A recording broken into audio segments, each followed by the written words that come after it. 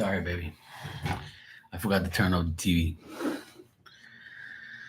Yo, yo, yo. It's your fave, Marky Mark's Terror. Hope everybody had a good Tuesday, right? Yeah, shit, Tuesday already. Goddamn. I did.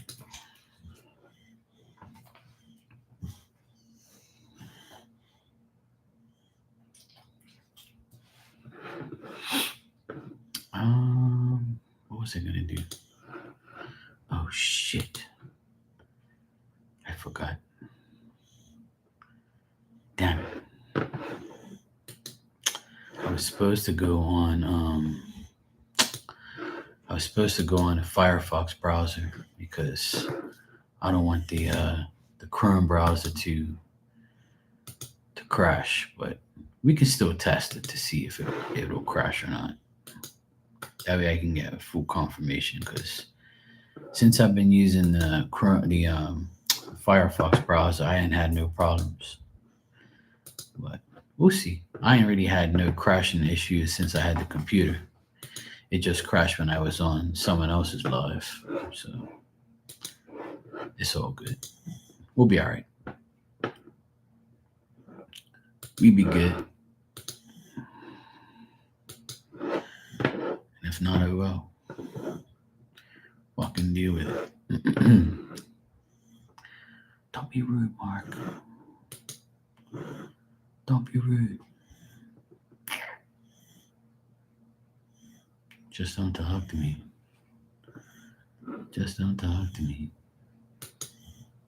Alright, so let's see what we have here.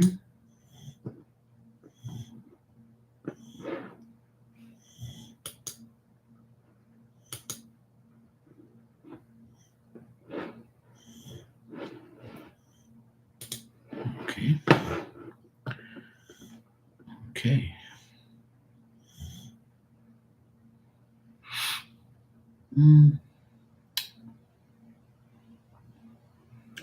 I'll take the red shirt. That's cool. I'll just take that one thing. I already got that, so I don't really want that. I got that, so that's cool. I can deal with that.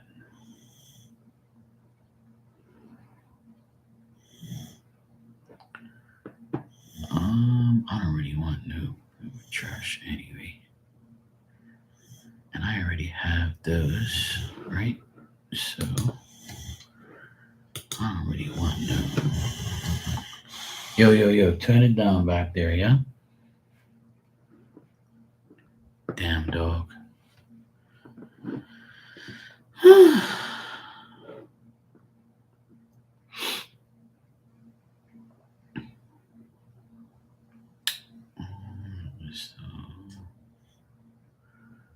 Basketball. Where's that Marcus Smart? Hello. I'll be balling like LaMelo. Gotta love like a dealer. Does look nice. Cool. These Puma sneakers are fucking ridiculous.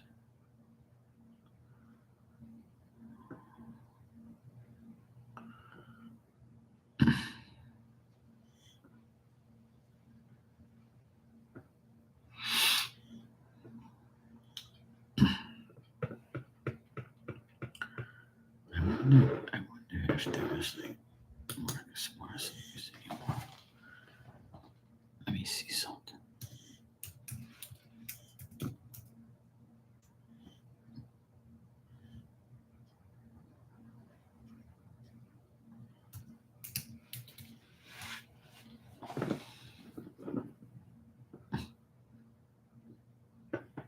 I can't believe they don't have them on here. Oh, hey, what's up, Love and Life? How you doing?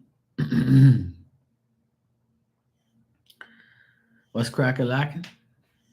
Everything is good in the hood. Always. What's going on? I'm good. I'm fucking lovely.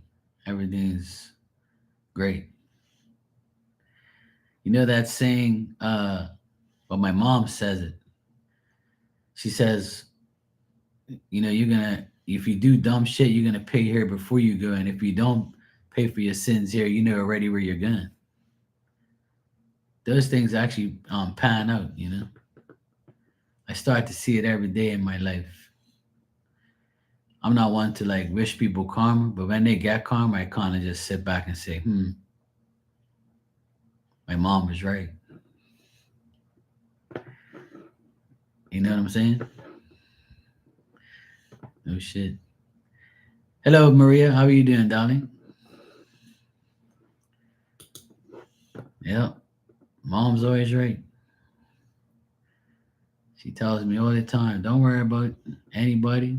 They'll get theirs. Don't worry. And I'm like, yeah, I know, mom, but sometimes I wish they would get it every day. Oh no, that's not gonna work like that. But they'll get theirs. Sometimes you wait for this person that you hate or you don't like or that did wrong. You wait for them to get karma. And then when they do get some little karma here and there, you just say, well, there you go. You knew it was bound to happen sometime. you know? Yeah, it all comes back around. Oh, the trolls went crazy today at your work? Oh man. Yeah, I'm good. I'm glad you're good. Don't worry about damn trolls. They're ugly as fuck. I'm telling you, love and life, it ain't easy. Like, but you know what? Like, there's a person who, like, my ex brother in law. He's like probably the worst person in our lives. Right? Well, he was the worst person in our lives. Now he's out of our lives, but he still does like dumb shit, right? And something bad happened to him this past weekend, and we got word of it, and we just started laughing. We was like, see, I knew it. It was bound to happen. Like he just and the retrogrades here, right? So he's like the retrograde king. Like every time the retrograde like happens, something happens to him. It's like it's like he can't go like a month or two without something bad happening to him, and then he wonders why. You know.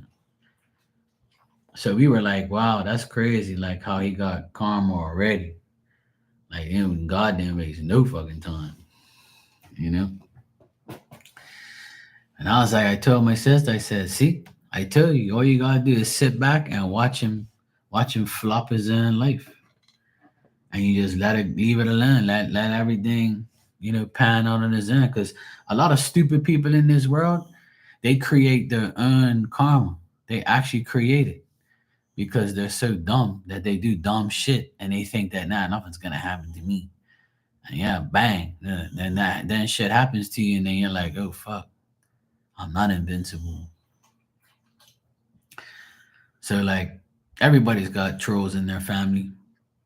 Everybody's got bad people at work. People got bad people. Bad people exist. It's just life. But when they get karma, it's very much enjoyable. Even though I'm not really trying to dwell on their karma too much, but it's nice to know that they're getting it because they deserve every ounce of karma that they get because they've done so much wicked and bad things. You know what I'm saying? So it's like, good, fuck you, rotten hell.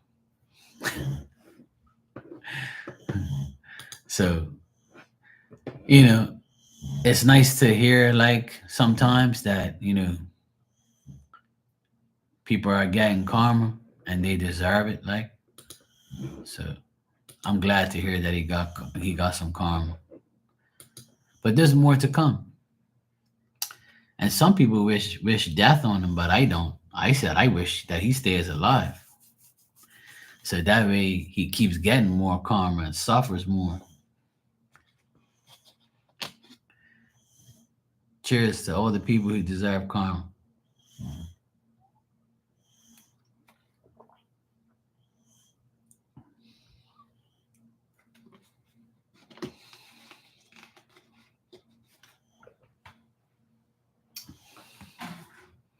When people act up, right? You know what I do? I start laughing. because that pisses them off. Because when people act up and act crazy, they want you to be mad because they're looking for a reaction. So your reaction should be laughing at them. And when I do that, people get even more mad because they're like, this bastard's laughing at me. He's laughing at me. I can't believe this. I'm trying to make him mad and he's laughing at me.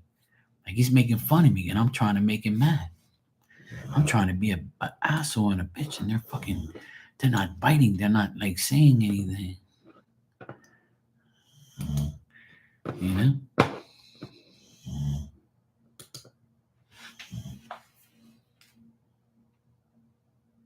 Yo, calm down.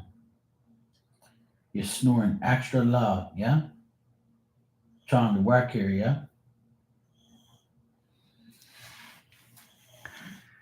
This damn dog is so loud when she snores, it's unbelievable.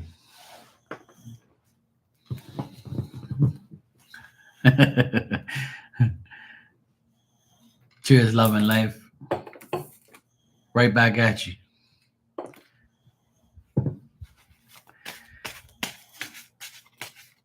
Real recognize real. But all I'm gonna tell you is keep laughing at your haters and give them more to hate on. That's what you gotta do. Like I know sometimes like it's hard to like ignore ignorance and ignore like stupid fucking people, and you want to just like strangle them or beat them and shit and like fuck them off. But that's what they want. So you don't give them what they want.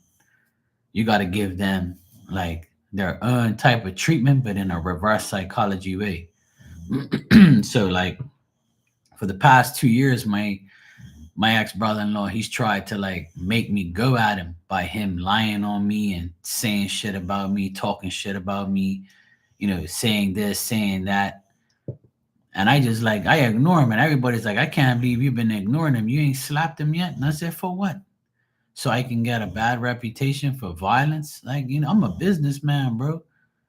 I'm 48 years old. I ain't got no time to be slapping nobody like half my size, man. That's not even a challenge to me. And what am I gonna do? Slap him to reality? Slap him to good? If I beat the shit out of him, it ain't gonna do nothing but get me in trouble. And he's gonna relish in it. He's gonna say, "Yeah, see, that's why he beat me because he knows I was telling the truth about him," and blah blah blah. He's gonna change it so he could pay the victim. So if I laugh at him and keep moving on and just ignore him, it's irritating him. That's why he keeps talking shit. So because he was talking all this shit last week, this week he crashed his car and fucking and like fucked up his leg. See, I ain't even gotta say nothing. You talk shit about me, and spirit's gonna be like abracadabra, boom, karma, motherfucker. I ain't gotta do shit.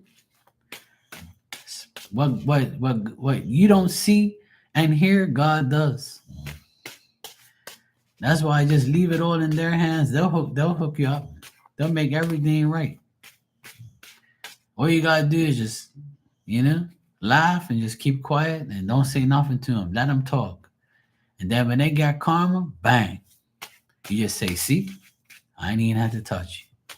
You fucked yourself. And that's the reality. That's the real hard truth. But see, you gotta be really strong inside emotionally. You gotta say, look, I'm not gonna crash out. I'm not gonna be mad. I'm not gonna do anything. I'm just gonna let everything unfold. And if you do, the karma comes real quick. Look, 1 week he talks shit about me. The next week, bang. See that? There you go. Keep your mouth shut, and then nothing will happen to you. Don't talk about me, bro.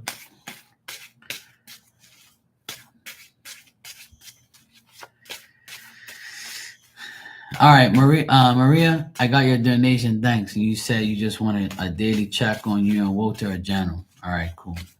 Today she was asking me questions and tried to pull me in drama. Well, just walk away from it and say, look, I ain't got no time for your bullshit, sweetheart. Goodbye. I'm here to work. I ain't got no time for drama. This ain't Young and the Restless. That's all you gotta do. Look, tell her, look, I gotta go to the bathroom. See you later. That's what you gotta tell him. Gotta go to the bathroom. Bye.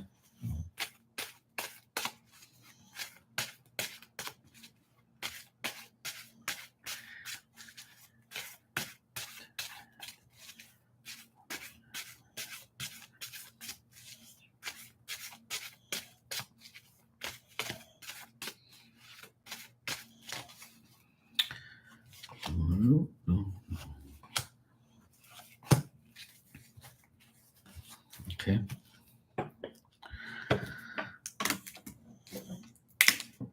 All right. Give me a second. All right. So Maria, in general, things look good.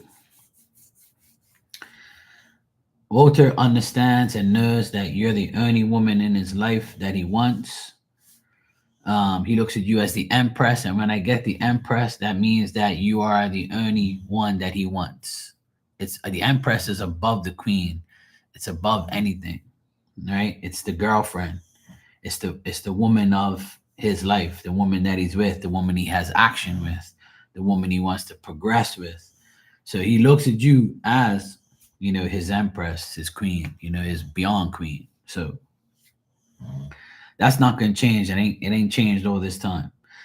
He's having issues with his son because I get a young man here that I got this like before, like about maybe 2 weeks ago. I got that he wants to take his son on a trip, or he wants to go somewhere with his son, and it's causing the mother to be like, suspicious or like untrustworthy, and he's having problems with the baby mama again and the son. And the son's like, I don't know if I want to go, dad, because mom's being this and that, blah blah blah. So he's just trying to be mature and responsible, and he's trying not to like go off his head and like, say something bad, and he's just like letting things go. He's just trying to like work and organize his life and be a dependable person, right? Yeah, I know, but there's still like something going on there. I don't. It doesn't show me like what exactly is wrong, but like the son is like very reluctant on going on a trip. He hasn't made a decision yet, and I think that Walter's telling him, "Hey, look, what's your decision? Do you want to go with me or what? Like, are we going away? No, yes. Like, are we doing this? So he's like, oh, I don't know, we're gonna see what happens, and I'll make a decision soon. And he's like, all right, cool. So Walter thinks that, the baby mom is trying to influence him not to go. So I don't know, like it just shows that it shows them reversed. So that shows me that they're not like wanting to deal with it. They don't want Walter to take it. So you know how that is. It's just being stupid shit.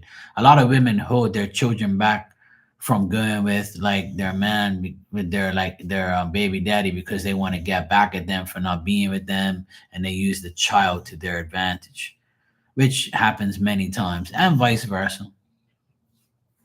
So that's the only thing that's bothering Walter right now, is that the baby mama and the son are like having issues with him taking him on a trip or something like that, or doing things with him. There's something going on there with them, but um that's just it's just they're trying to delay it, like trying to like wait to the last minute to make it happen.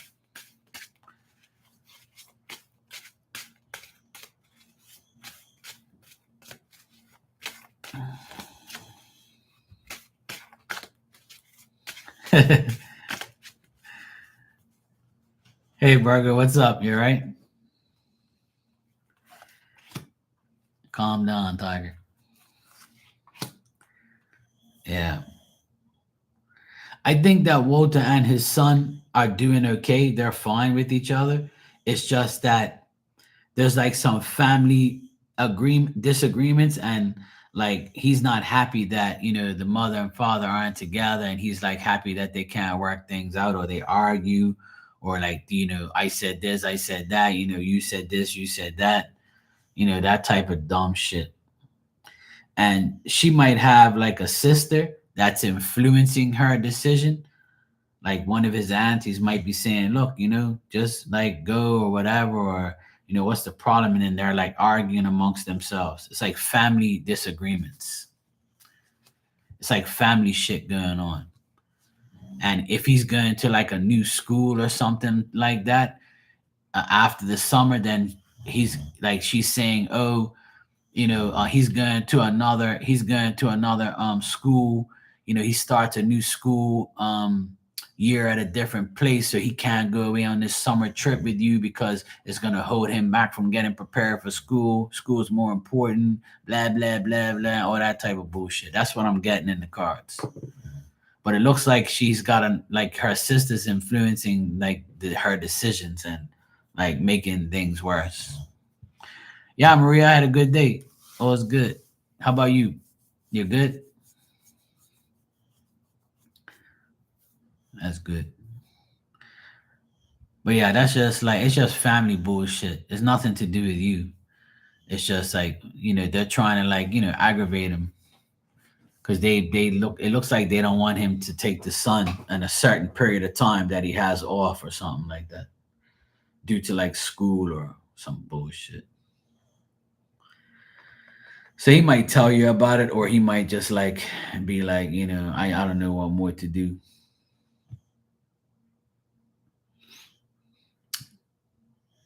Nah, as usual, baby mama drama and just dumb shit. It's the same thing over here. We have baby daddy drama. We always have to deal with this jackass in some type of way. I'm telling you, love and life, it's just the way it is. You can choose your friends, but you can't choose your family.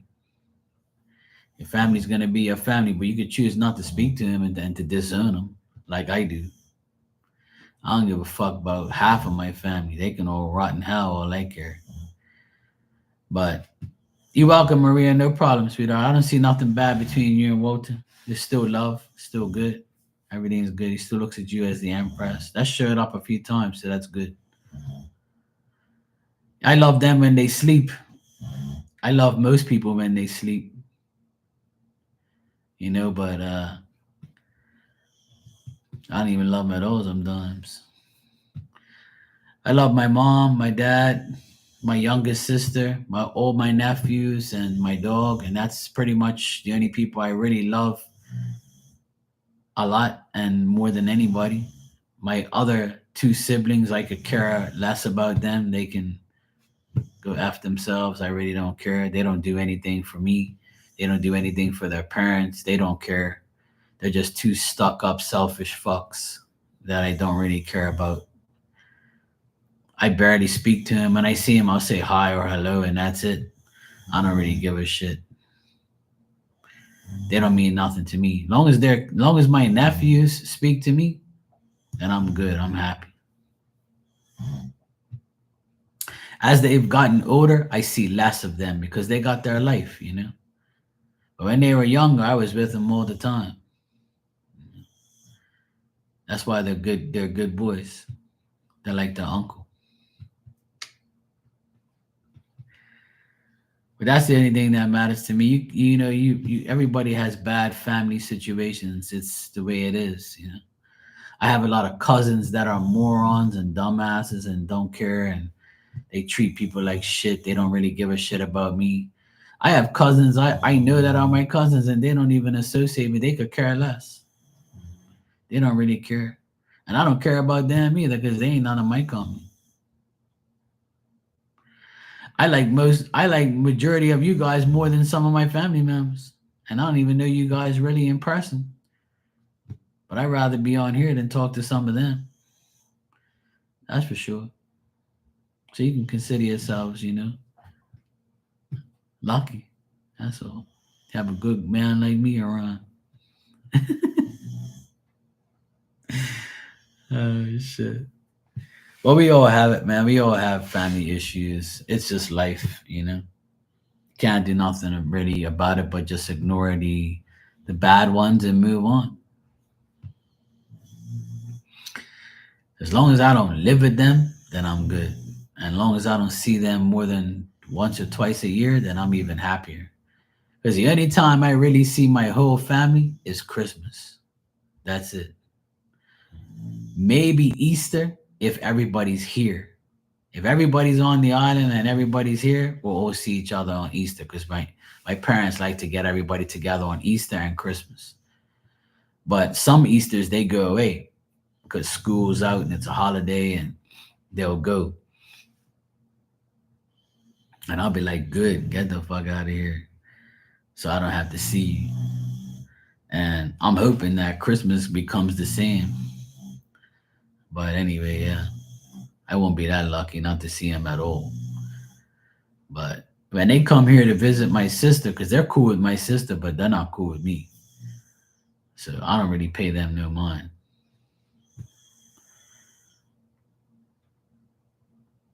But that's how it is. But I think that majority of the people in the world and in life think that because these people are your family, that they're gonna be there for you, they're gonna help you, they're gonna support you, they're gonna that shit don't happen. Sometimes a person that barely knows you will help you more than your own family. That's just the way it goes. Because there's like a sympathy for the person, or there's like a need to help the person, or there's a mutual like feeling for the person where the person and you and the person adapt to each other and they're cool. You end up helping each other, becoming friends, good friends, best friends, BFFs, whatever. So sometimes the outside people are better than your own family. Family will hurt you the most. And then there's, work co-workers, bosses, you know, work shit. So it becomes a pain in the ass. But try not to let it bother you. That's the best medicine. Don't let it bother you. Because if you let it bother you, then like you're just gonna be mad, and then you're gonna feel like you're just gonna feel like shit because you're mad. That's why it's never good to like give anybody your attention too much. Attention is not good for anyone. Best thing to do is keep to yourself. Best thing in the world. This damn dog just loves to snore all fucking day.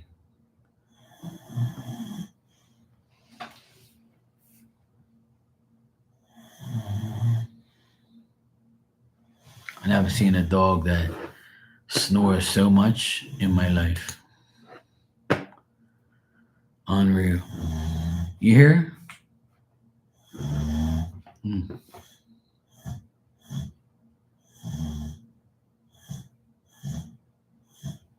She got like the weirdest snore in the world. Hey Tanya,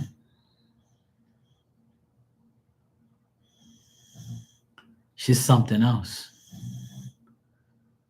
Look, she's sprawled right out. Look,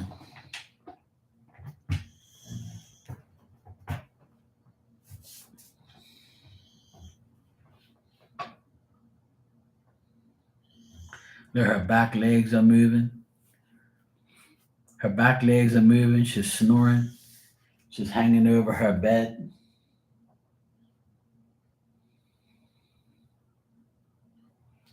She's something else, bro.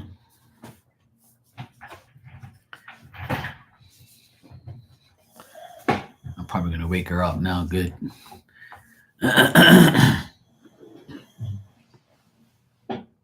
Calm down, pig. She must be like, this guy is always waking me up, man. Yeah, you can't be sleeping all damn day.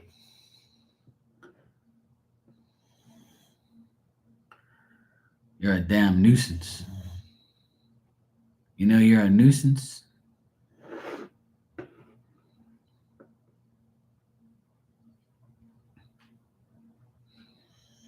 It ain't your fault.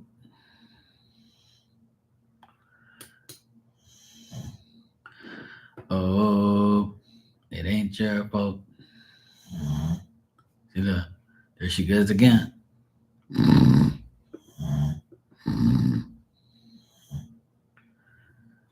This damn dog, man. Whack as shit. That's all she does. Eat, sleep, shit, and snore.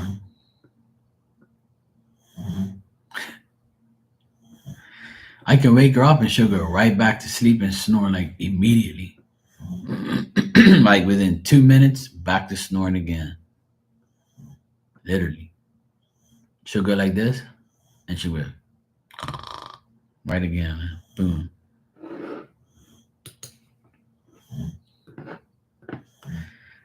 Hey Dan, all's good. How you doing?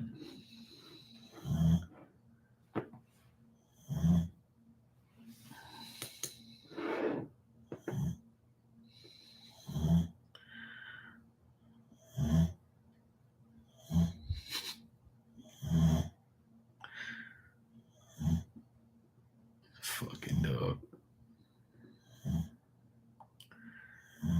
One day. One day. One day.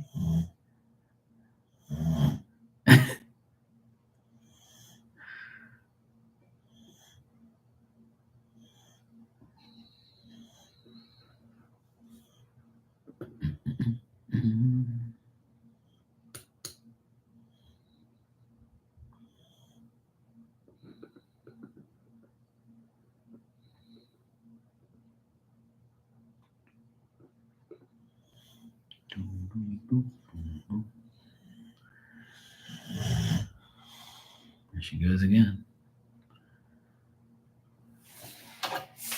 You having fun? Oh, you're awake now. You having fun snoring?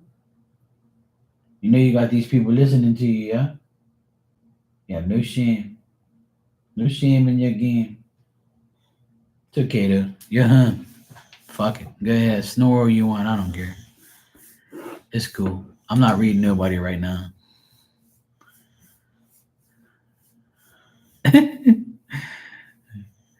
Hey Joanna, how you doing? Joanna just comes in there and starts laughing. It's bath time? Okay. Go long. Wash up that cooch. Make sure it's ready for action.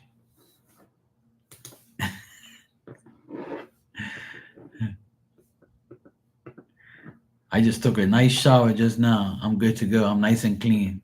Clean as a whistle. I was gonna shave, but then I said, fuck it, I forgot. I was like, oh well, I'll do it tomorrow. It's all good. I don't really care. I ain't impressing nobody.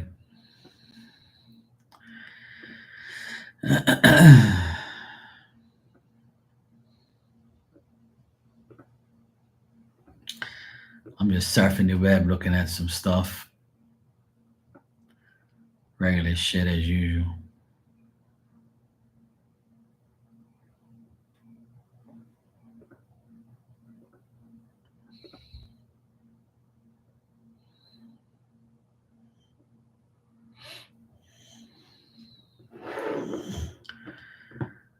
Oh, Jesus, please help me. Here she goes again. Da, da, da, da, da.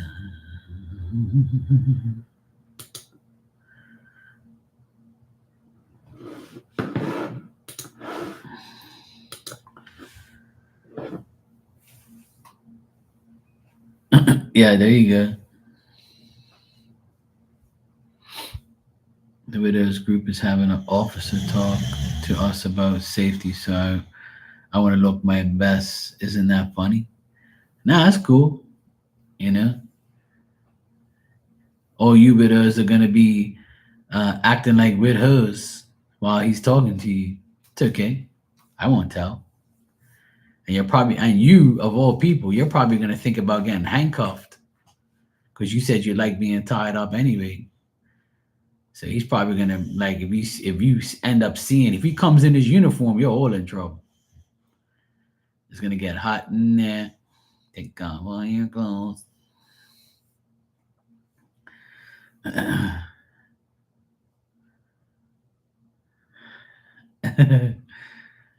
See, look, Maria says she wants to get handcuffed too. See what you gonna done, Tanya? You had influenced these women to get tied up now and handcuffed. See? Oh boy. See, Dan said his dad was a Marine.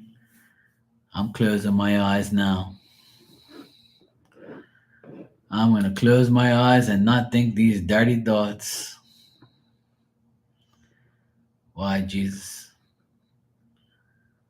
Why do these horny people come in here?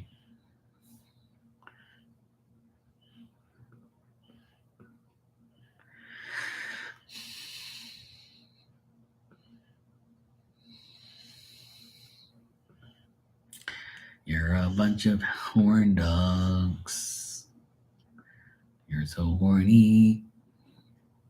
Yes, you all are. You're so horny. Yes, you all are.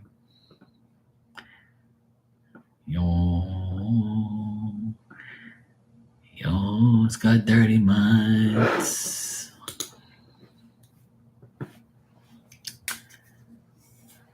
Hey, Erica, how you doing? Erica said, look, I don't care what you guys is talking about it. All you guys are talking about, but I'm celibate. I ain't giving no coochie to nobody.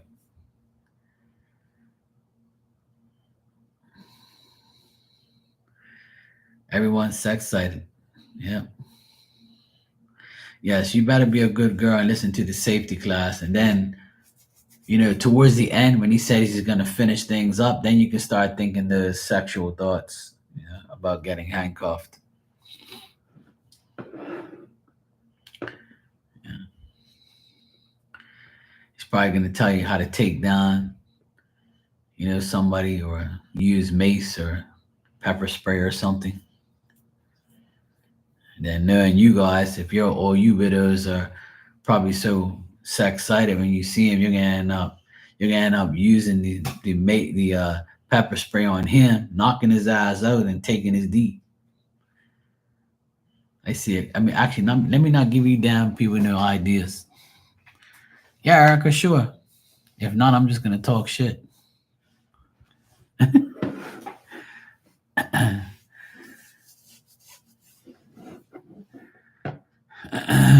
She wants to see his pension. Yeah. There you go, Dan. Exposed. That's all right. Have a good time, Tanya. Have fun with the widows.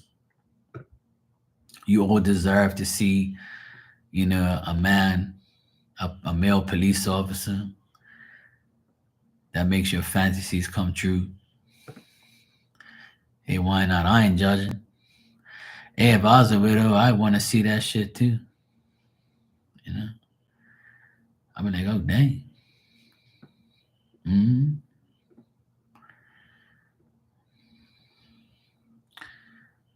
If I knew I was good into that type of thing, I'd definitely bring my handcuffs. I have them right on this side. While I'm talking, everybody's gonna be looking. I wish you would handcuff me, officer. Pardon me, ma'am? No, nothing. I was just talking about those shiny handcuffs. Oh, yes, these handcuffs. No, you can't use these. Only I can. Oh, that's what I want, officer. Officer Big D. Can I see your billy club?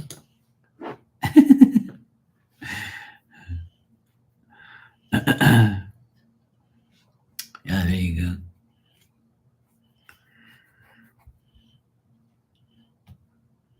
Poor guy. He's gonna get fucked and not even know it.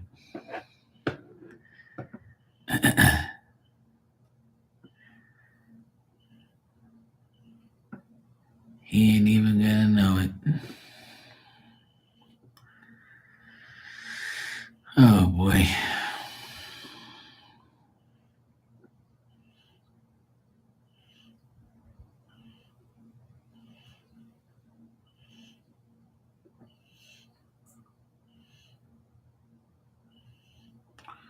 You don't even know it.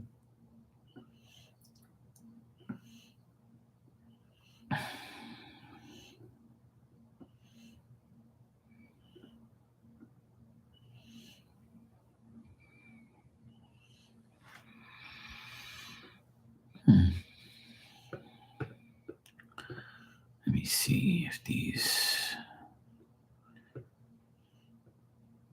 is here. Mm,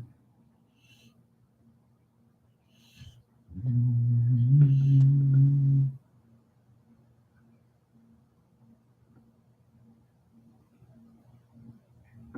Yeah, they look pretty cool. They look good.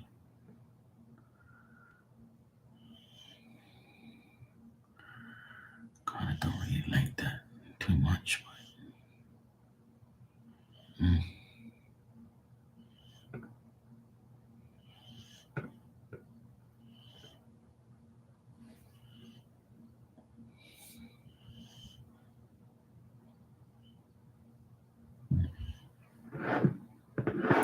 we'll see.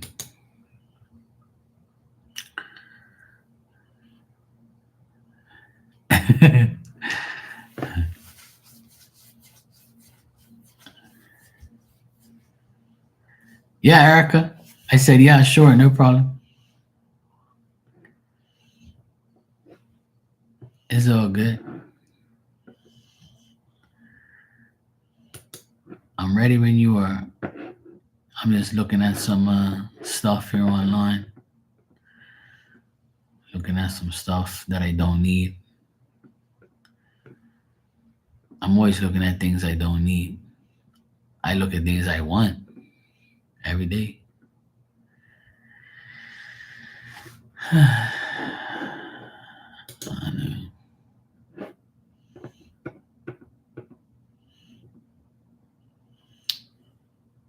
Mm, I don't really like those too much.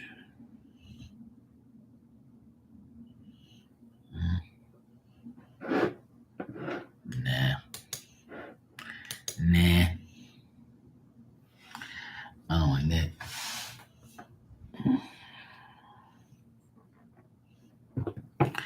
I always, as a sports fan, I always hate when a team changes, like, manufacturer, like goes from Nike to Adidas or Adidas to Puma or Puma to whatever. Like, I just don't like when they change. I wish they would leave that shit alone, you know?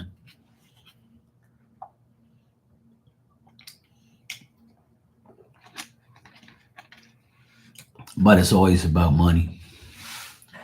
It's whoever's going to pay the most.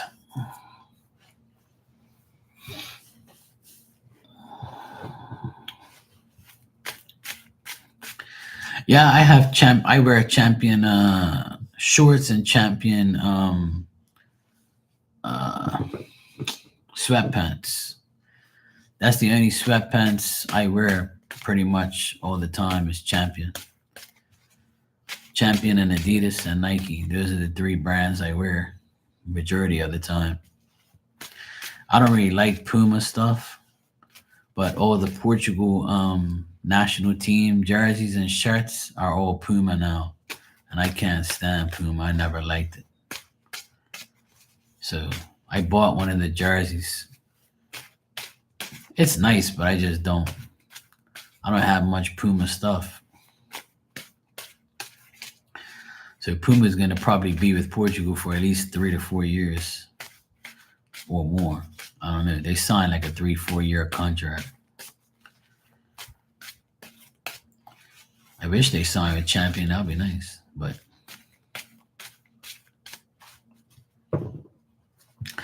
I was just looking at some red, because Portugal's red, right? So I got the red shirt, the white and red and green shirt, but I don't have. I only have a white and green pair of Pumas because one of my favorite players, Marcus Smart, he used to play for the Celtics for years, and he had a contract with Puma, so I bought his Puma sneakers, and I probably wore them like maybe 3 or 4 times. They're right here in the back here, but I'm not really a Puma fan. And my Portuguese team, Sporting, they wore Puma for like 4 years, and I have a few Puma jerseys that I love. They're nice, but like I prefer Adidas more than anything and Nike. But I'm an Adidas fan forever. But I'll wear Nike shit, because a lot of my teams are all Nike now, and so now Portugal stuff is all Puma. So I'm like, he's got 56 pairs of Pumas. Holy shit, dang, that's a lot of fucking shoes.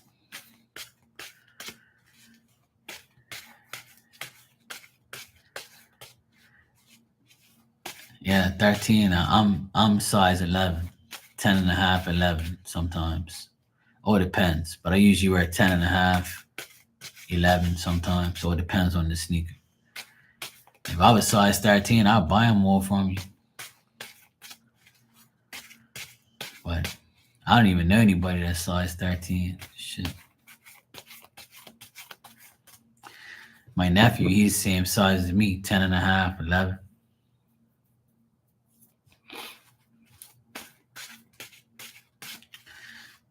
That's like that's like basketball players size sneakers. Shit. 13 and up. You could probably sell them sneakers to like a Puma freak that loves Pumas and shit. Cause size 13 is like a size that people like, are looking for. If I were you, I would sell that stuff. Tanya. I would sell them. Damn right. Yeah, you can sell them on those places on Amazon, on eBay, or let's put it up on Facebook Marketplace in your area. Say, look, got take a picture of them, and people be like, yeah, I'll buy them.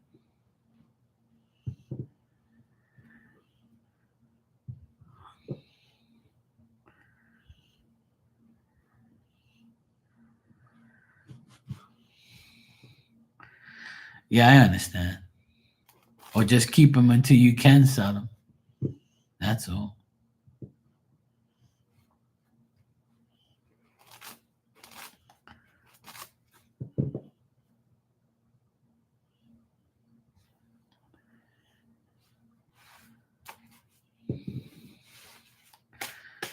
Oh, I didn't give them away. That's all.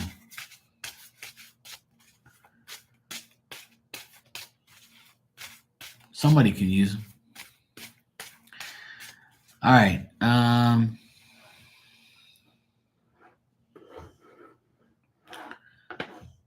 Erica, you said I want to know what's going to happen when me and Charlie meet up and talk. All right, cool. Let's check.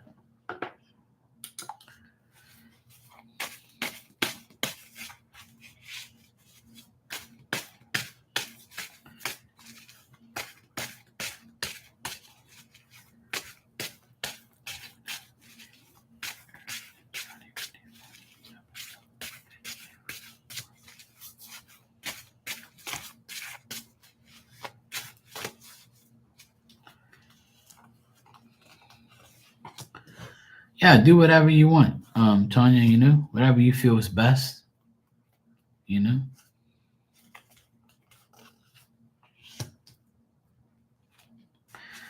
try to look it up. See if there's someone in your area. That does it.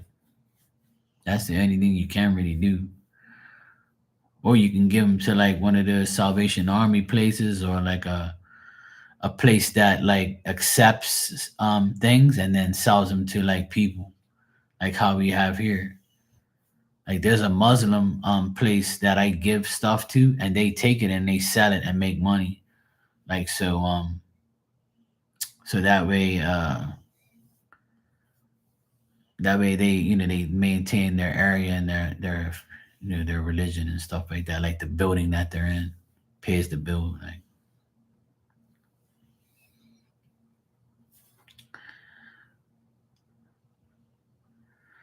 Dang, he's size 12. Shit, that's a big boy. All right, Erica, what I'm getting here is when you do speak to Charlie, it's going to go well. It's going to go good. I think at first you guys might be a little worried or concerned or have some anxiety talking to each other. But I feel like Charlie's going to be cool about it. And I think he's going to be like fine. And I think also that um, he's going to be very happy to see you and to talk to you.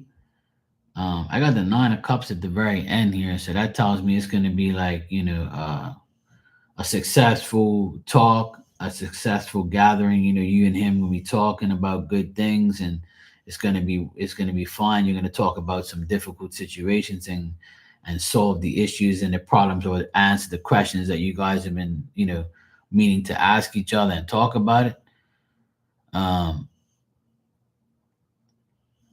I don't really get nothing like bad here. I just get like it's gonna be you know, I think he's going to take the initiative to talk about things, and I feel like both of you will talk about it and and be cool with it.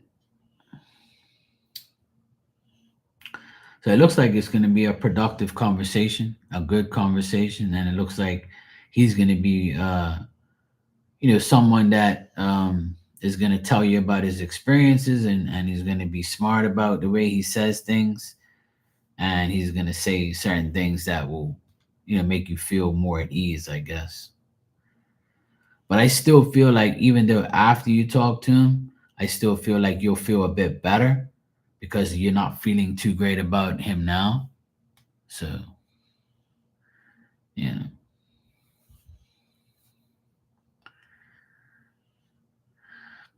Oh wow, Erica, you got three boys? Dang, you guys be breeding. That's good. As long as they're healthy and they're good, that's all that matters. The home is place for dress clothes, and so they can wear them for a job interview. Yeah. Yeah, that's what's up, Tanya. I would say you can do that. So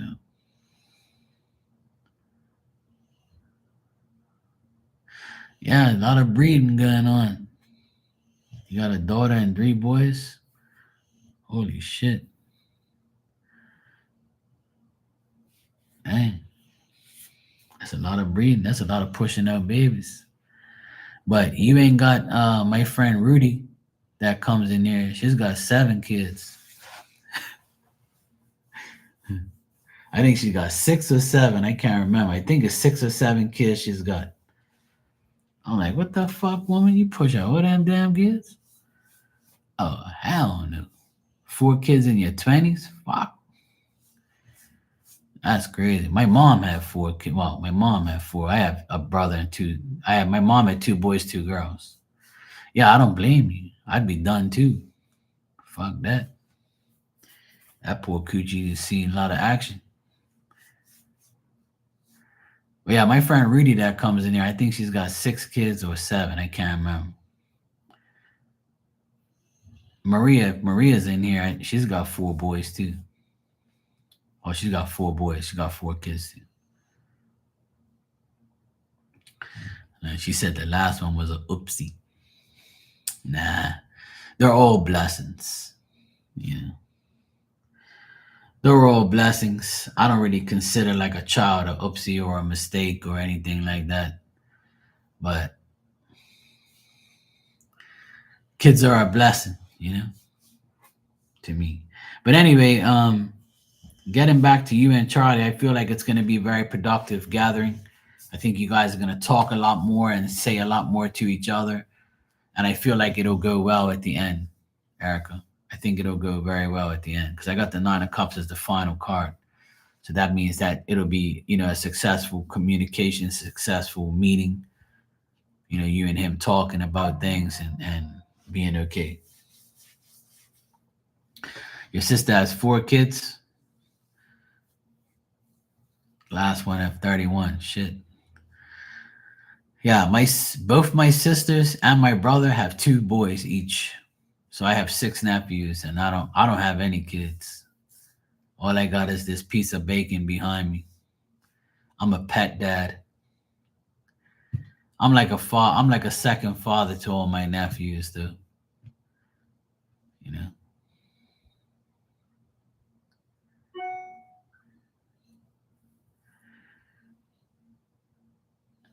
that's crazy how you can get pregnant on birth control. Hey, Toka, how you doing? Thanks for donating. You can ask your question. Holy shit, you got 5 cats too? Oh my god. You can hear my dog snoring now. She snores every 5 minutes. Yeah, well, you know,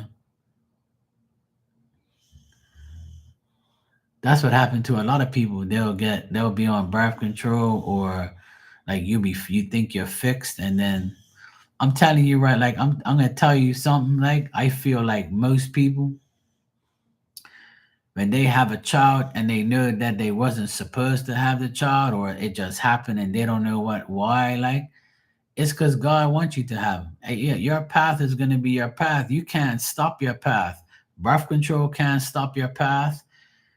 Chopping your shit off and all, like, getting an operation, tying your tubes, all that bullshit. Sometimes those things can't stop your path. It'll God can override all those things. If you're meant to have a child, you're gonna have a damn child, whether you like it or not. you know? So it's like it's gonna happen. That's what I believe. I believe shit's gonna happen. Like, it's gonna happen if it meant to happen, no matter what. But hey, I believe kids are a blessing. Animals are too. I love animals and I love kids. All right, Toko, you said, how will Jay react when he sees how I reorganized and deep clean the store I took over? He said he will be with me all day on Fridays so we can host more staff. Like, most of the entire store speaks Spanish, so does Jay? Notes. Because staff be doing heavy wrong things, hella violations. I'm damn, guys, you're killing me. So there's two, hella future shock, culture shock. Oh, Toko, what are we gonna do to you?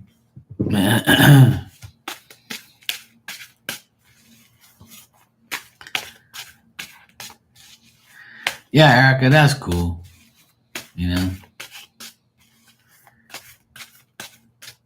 long as you're happy, as long as your kids are good, and your cats and stuff.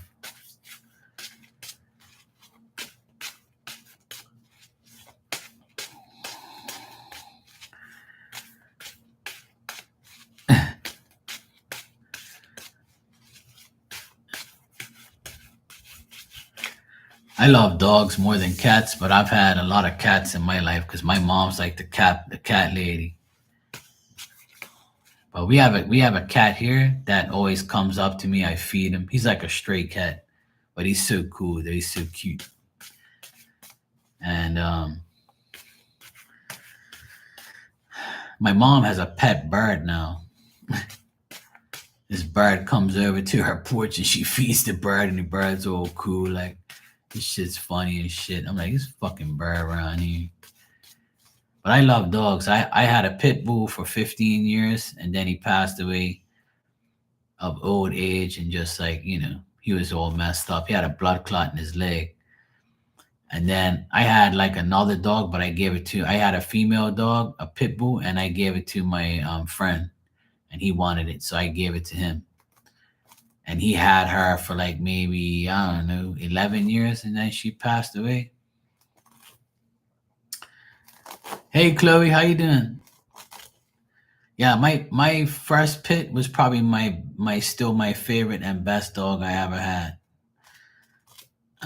Even though I have, Diamond in back of me, my boxer, it's not my dog. She wasn't originally my dog, but my brother-in-law, my ex-brother-in-law, he bought her 10 years ago. She's 10 now, But the last 4 years she's been with me because he didn't care about her no more. So I took care of her. I pretty much like took her over, you know. But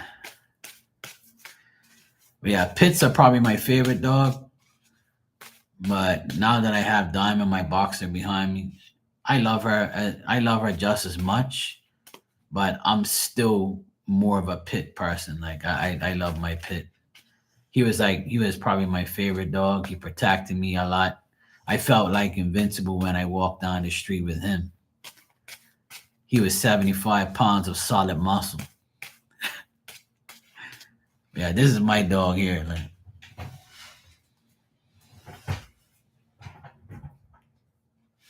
see my piece of bacon?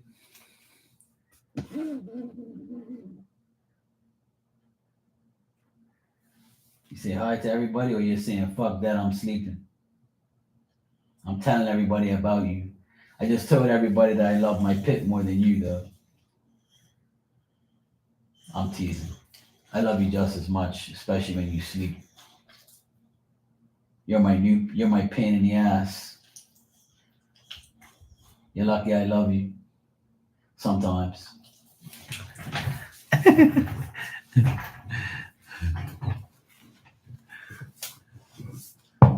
Nah, I love her. She's cool. She's a pain in my ass, but it's all good. I love my Pit though. I miss my Pit. He was my favorite.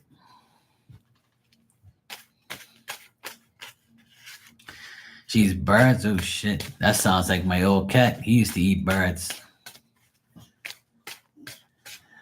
All right, Toka. So you want to know how Jay is gonna feel when he sees you on Friday, right?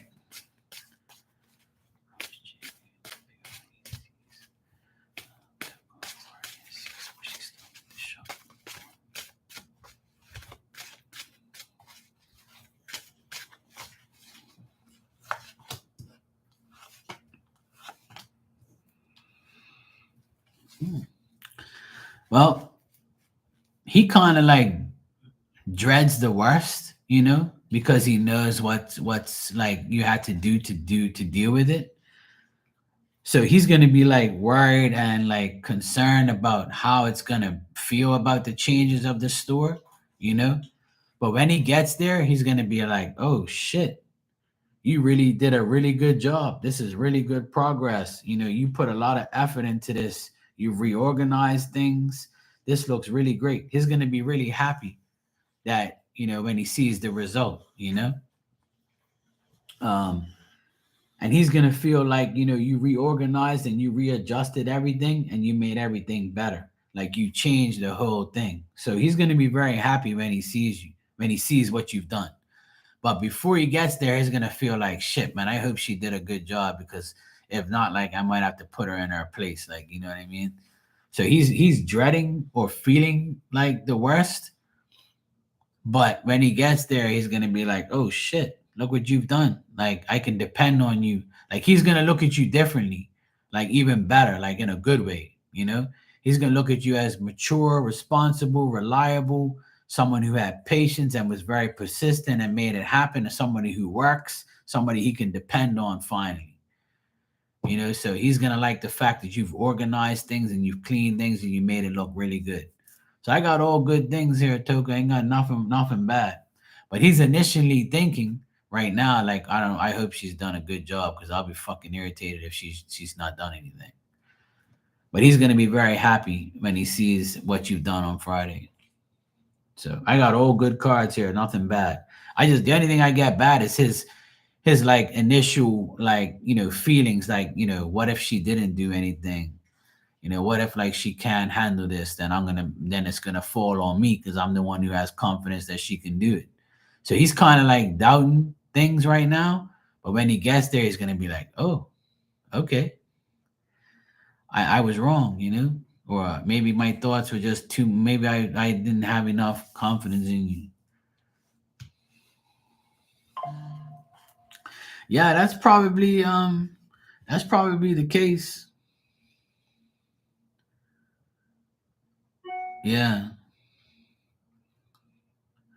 Right. So he probably thinks the worst is happening. But when he gets there, he's gonna have like a wake up call. He's gonna be like, oh shit, she really did a good fucking job. Like, you know? So yeah. So I would say that's a good thing, Toke. I got all good things, so you're good to go. Okay, Chloe, no problem. I'm just gonna finish up with Toka and then you can go next. Go today because I reorganize. Yeah, see, so there's a lot about yeah.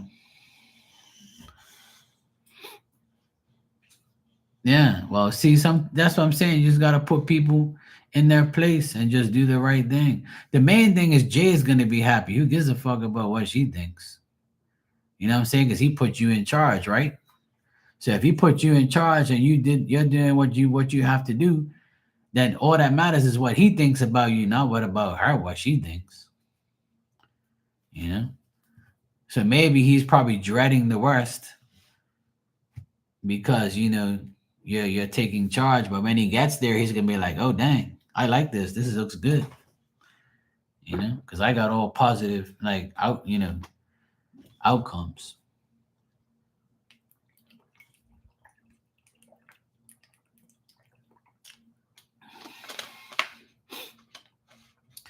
Chloe, you said, "Woohoo! I got to use my crypto credit card."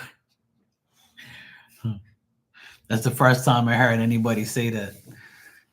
I never heard anybody use that's in here that uses their crypto credit card. That's cool though. Hey, however you gotta use it, you gotta use it. All right, so you should be good, Toka. You're welcome, and thank you too. You should be all right. Everything looks good on my end. All right, Chloe. So I got your PayPal.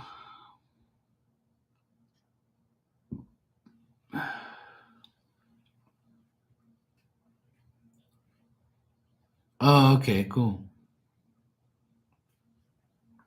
I have a few friends that have crypto stuff.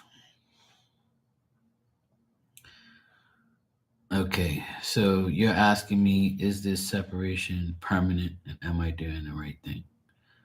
All right, let's check. Let's see what we got.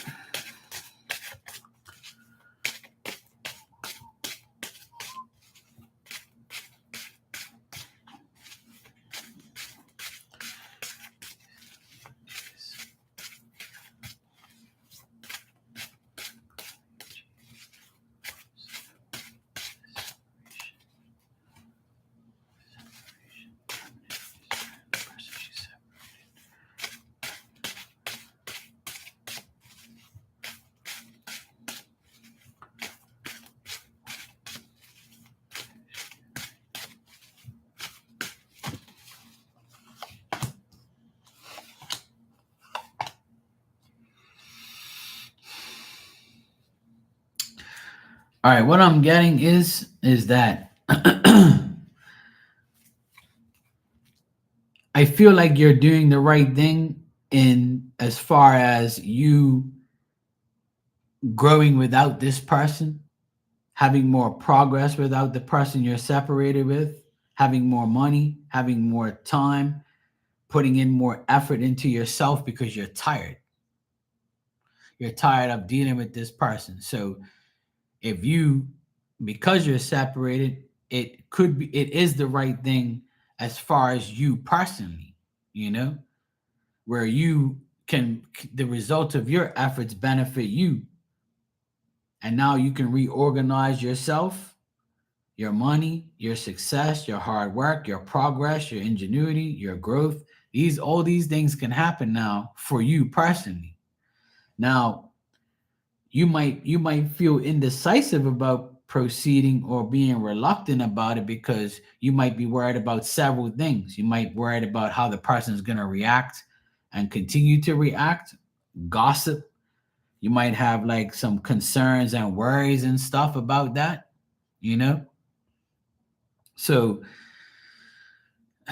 you don't want to make a mistake. You don't want to make a mistake. And you're saying to yourself, am I vulnerable? Am I too generous? Am I too kind? Like what am I gonna do here? You know, you said I'm a healer and I help people, so I don't know how to do it. Well, if listen, you're saying you're a healer and you help people, but you have to learn how to help yourself. You got to help yourself first. How can you be a healer and help others if you don't help yourself? You see what I mean? So now's the time to help yourself. So in order for you to, like I first said here, in order for you to to do that, you got to, the separation has to stay separated. So you are doing the right thing. Yeah. So there could be backlash, and that's what you're thinking about. So you're kind of suspicious about, or you suspect that this person is going to like make you suffer or make you worry or talk shit about you or cause you some type of unhappiness. But I feel like you're more tired of this whole thing than anything. So to answer your question, I would say you're doing the right thing. Yes.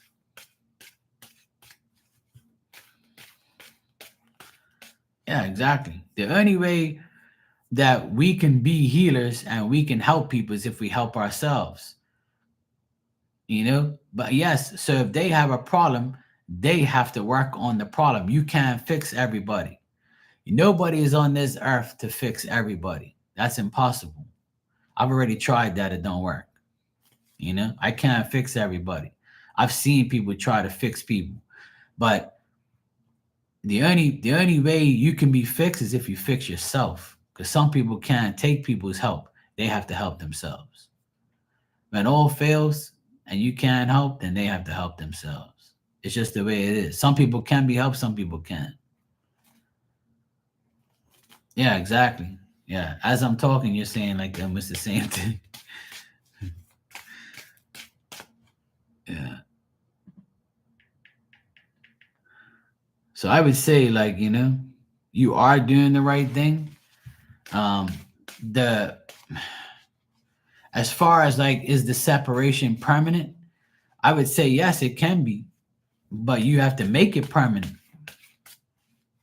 So you have free will to make this happen, but you have to make it happen. You got to stop thinking about this low vibrational person and whether or not there's going to be backlash. Even if there is, it's always going to be that way. You're never going to say, okay, I'm going to leave you and don't talk about me. Like, that's not going to work. People are always going to say whatever they want, but we have to ignore the ignorance of the person and just do what's right for us always.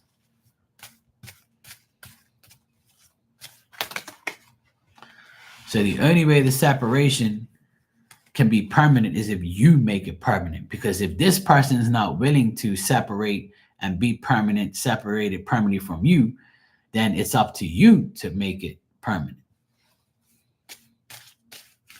Exactly.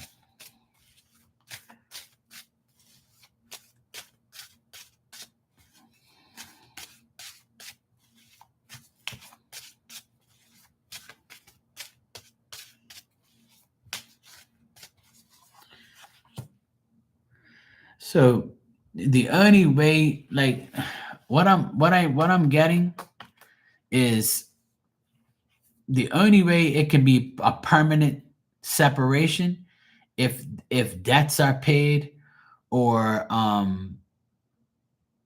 or money or financial situations are cleared. So for instance, if this person owes you like $600 or $6,000 or whatever, I'm just putting a figure out there. If they owe you money and you want that money and you need that money before you permanently separate, then get the money and then separate if that's bothering you or that's on your mind. Or vice versa. If you owe this person money, just pay them off and just move on and make a permanent separation. If finances are holding the connection together, then that's what has to be released, is the financial part of it. And if it isn't a financial thing, then it's a jealousy and an envy and a selfish feeling, or it could be both. Because what I'm getting is the only way it's going to be permanent, a permanent separation, is if these things get resolved.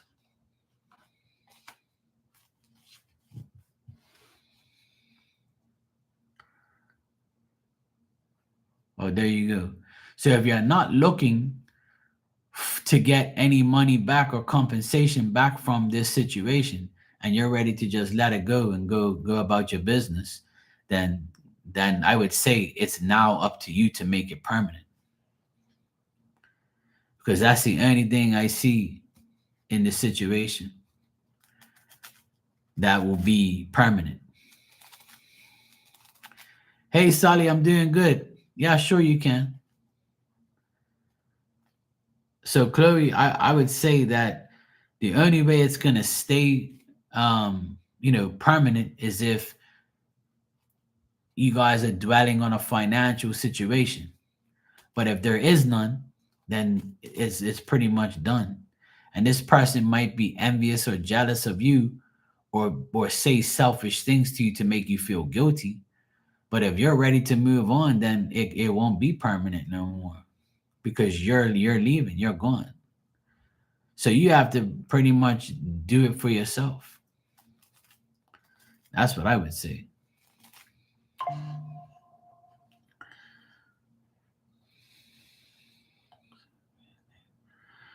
Let's see.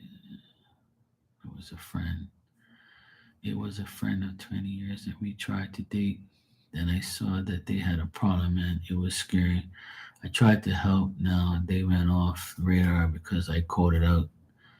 I stand by trying to save a friend. Well,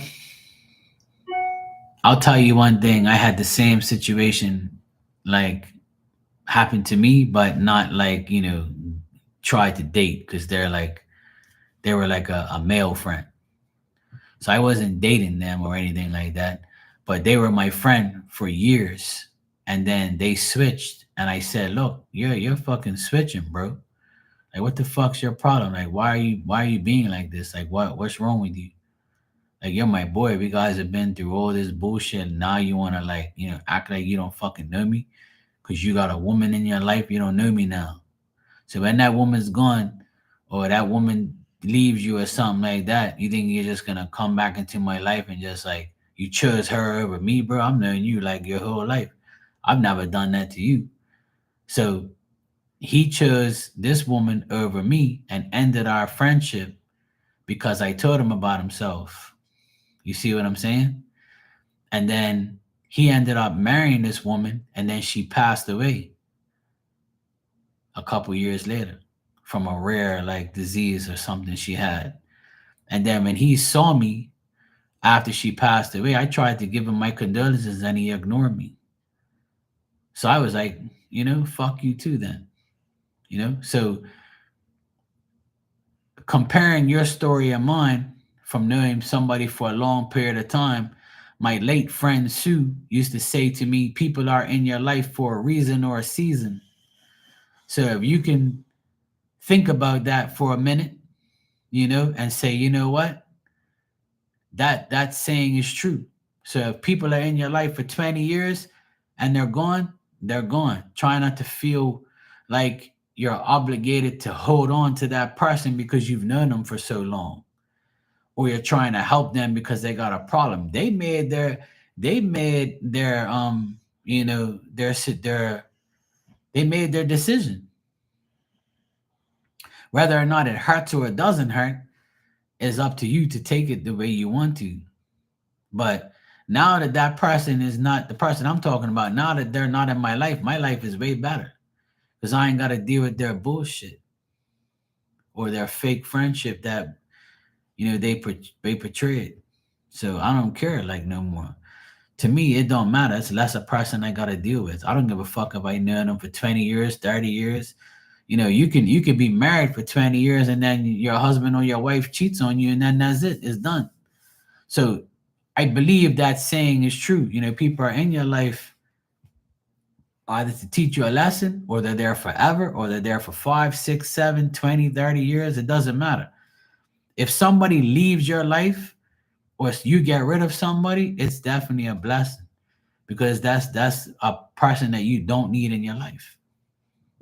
A lot of people have a hard time dealing with that, but not me. I'm very happy to get rid of somebody. And I don't care what they say. They can say whatever they want about me. It don't matter because I'm happy without them. It don't matter. I never ever think that I need somebody. I always say you'll need me before I need you. So it don't matter. I'm not a needy person. All I need is God in my life, and that's it. You know? Fuck these people. Everyone can be replaced. Fuck them. That's what I say. Thanks, Sully. You can ask your questions when you're ready. But Chloe, I would say, it's only going to be permanent if you want it to be. And yes, you're doing the right thing by staying, separated and not dealing with them.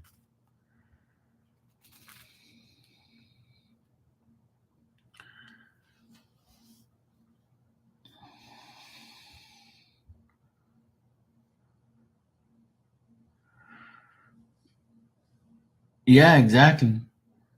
What's your zodiac sign, Chloe? Right. See, you're loyal and yeah, exactly. Right. Yeah, if you don't care and you can walk away, then that's a good attitude. You're a Libra, yeah. See, you're an air sign like me. Air signs don't give a fuck. We just get rid of people. We're like, yeah, bye. See you later. We don't need you. Fuck you. We're good. We'll get somebody else to fuel our fire, to bring air to us, bring their fear, their fire. Yeah, exactly. We're like, fuck this, we're gone. We cut. See, we're air signs, so we're the sword. We're the king of swords, and we just cut people out of our lives. So yeah, that makes sense. That's why it'll be easy for you. And then you can focus on your healing. You can focus on helping people who actually need you and care about you. Yeah, the justice. See, you balance you're balancing your energy right now to make sure it doesn't happen again or it doesn't stay reoccurring. Damn. Right, exactly. And you don't need that because if you're a healer and someone who helps people, then you need to help the right people. And that's the beauty of it. It should never be a challenge to help somebody. Because if it is a challenge to help somebody, then it's not meant for you to help them. Because the challenges should be you helping somebody and seeing results. But if you ain't seeing no results, then that person don't give a shit. So you're wasting your time, your energy, your money, and so forth. Some people just can't be helped. I already came to that conclusion a long time ago. So I wish you luck on everything, Chloe. You'll be fine. I know you will be. And now you can help yourself, and now you can like do what you have to do to help everybody else. Yeah, exactly. Because that'll ruin your energy, having low vibrational idiots around you. You're welcome, sweetheart. No problem. Anytime.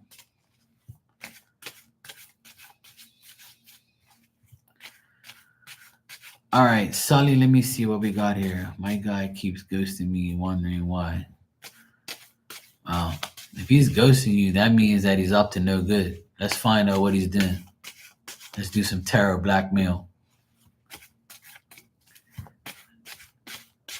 Terror investigation.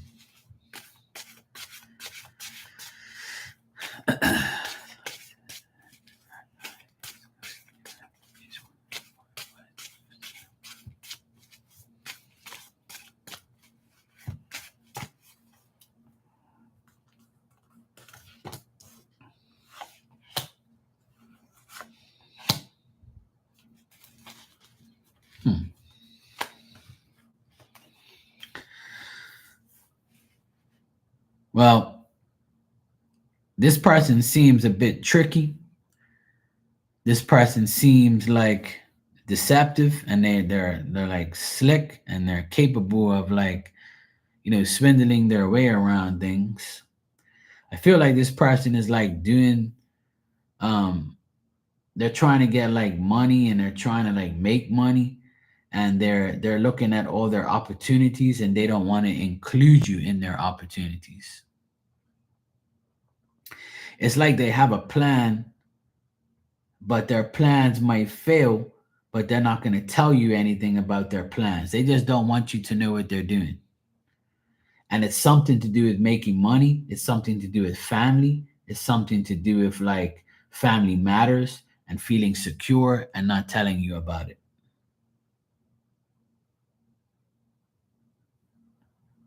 That's what I'm getting. That's why he's ghosting you, is because he doesn't want you to know what he's doing, which is dumb. But in a way, if he's the type of person that lives a private life or doesn't really say too much about his private life, then that's probably why he's ghosting you, because he doesn't want you to interfere in what he's doing, or be like, some type of burden to him. Pretty much. If somebody's ghosting you, that's your answer. Like, that's their answer to say fuck you. You know? It's a ghosting people is childish as fuck. That's something like, if anybody ghosts me, I'm deleting them. Because if you gotta ghost me, that means you don't trust me, you don't give a fuck about me, and you don't want me in your life. Because if you're ghosting me, that's just childish shit. Oh, so you can't see me, peekaboo? Like, what the fuck is that? Who invented that shit anyway? It's fucking dumb. You know?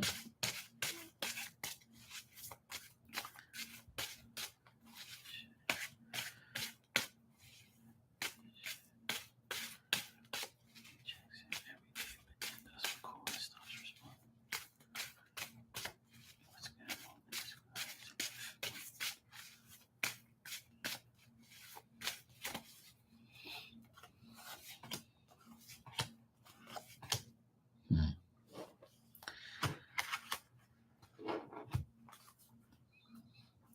Like, he's got some stuff going on. Like, people on the outside are influencing him to do things. Hey Ninja, how you doing? Like, people are influencing him to do things, and he's trying to like maintain the peace with you, but he doesn't really like feel like he can be consistent in love with you or anything like that. Or if he's like got interest in you, he's probably like very unstable, and he doesn't have any stability, and he's like trying to change, but like I feel like he's being very inconsistent, and he's got people on the outside in his ear telling him things, and he's going by what they're telling him.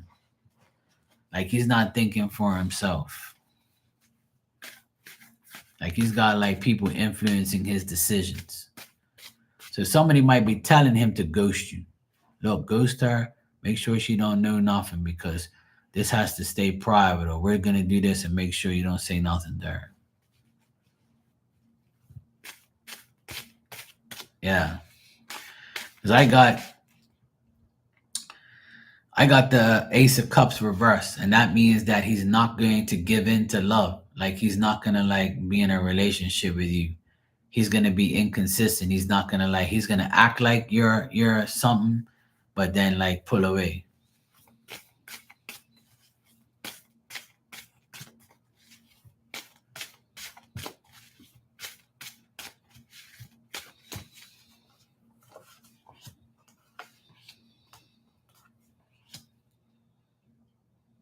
Hmm.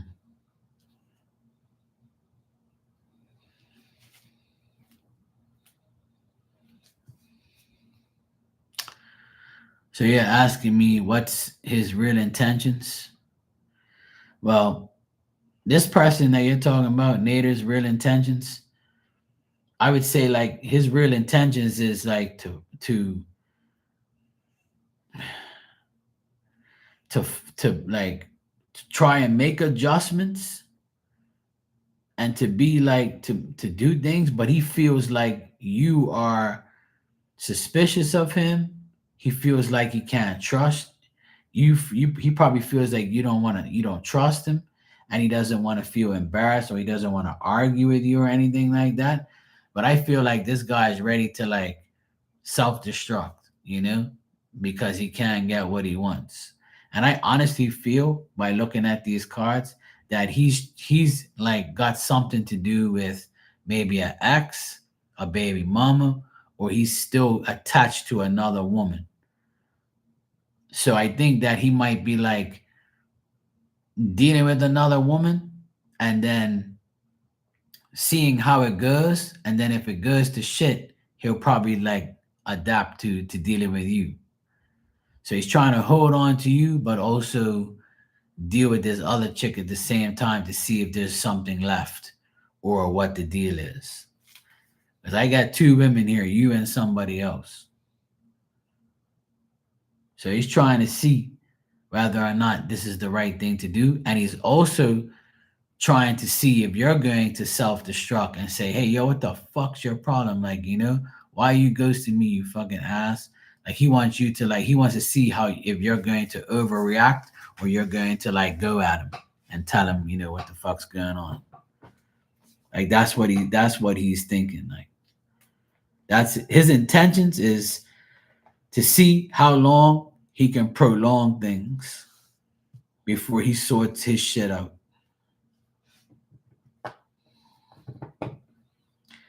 Well, that's probably, why he did what he did. How you doing, Brownie? I was actually thinking about you today, no joke. And here you are. That's some crazy shit. I said, damn, I haven't seen Brownie forever. And here you are. That must be like spirit telling me Brownie's coming. And here you are. Ain't that cool? I was pre-warned you were coming.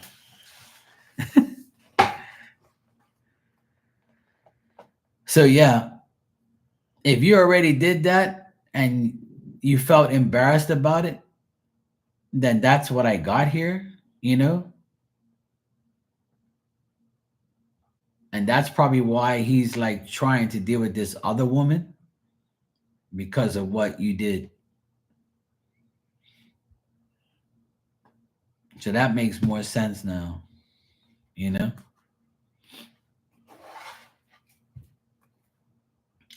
No problem, Brownie. You can go ahead and ask. I'm just finishing up with Sully here. So Sully, I would say because you did that, that's why he's probably ghosted you. And also he has this other person that he's dealing with as well.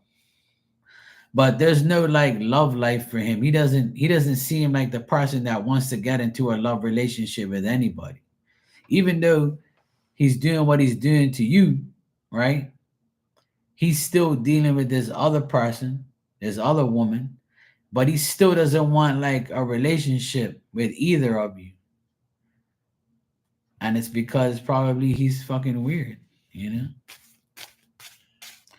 Even though he checks in every day, if you're now ask yourself this. If you're checking in with me every day and then you ghost me, then what sense is that? Why check in with me if you're gonna ghost me?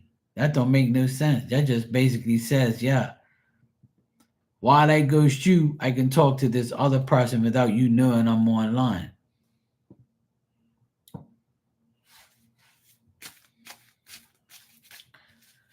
Because you already, said this and said that.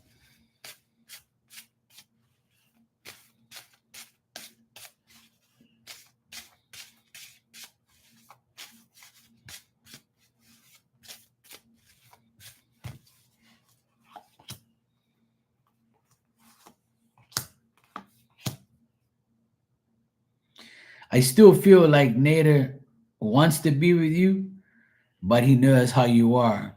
He knows that you will, put him in his place, question him, and say things, what you need to say to him and do this and do that. Like, but he still has a thing for you, but it's not like he still feels like you'll have a problem in a relationship. And that's why he's not gonna commit no time soon or if ever. So his intentions are pretty much like unclear, but he's still like would like to be with you, but he's still dealing with this other woman. I still got two women here, you and the other person. So he's still dealing with somebody else and trying to sort that out too. Yeah. That's a lot of bullshit, Sully. You shouldn't like even be going through that shit.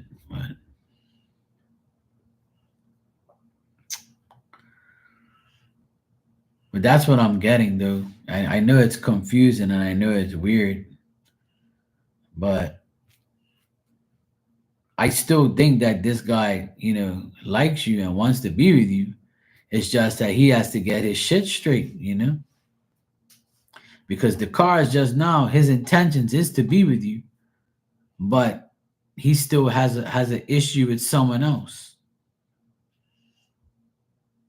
I don't know if he's ever told you that he had like an ex, or he was getting over it, or he broke up with somebody and he's trying to like move on, or he has a baby mama or something like that. I don't know. But I definitely see another woman here. Yeah.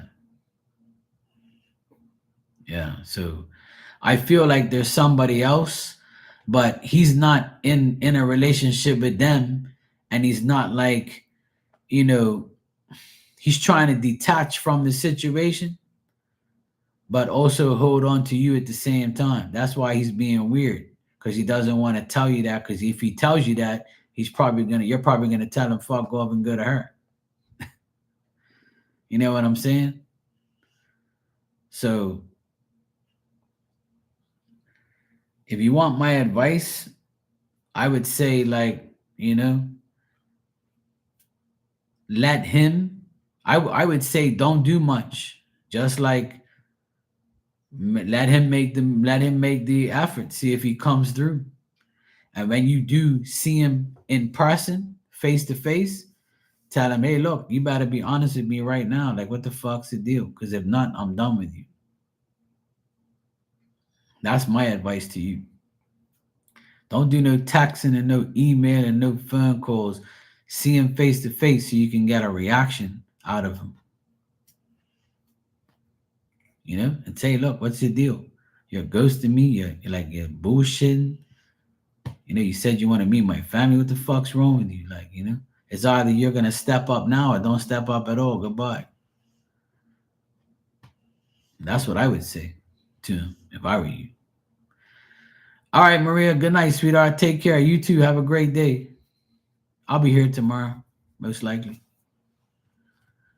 You know what I'm saying? And I'd say that would be your best bet, Sully.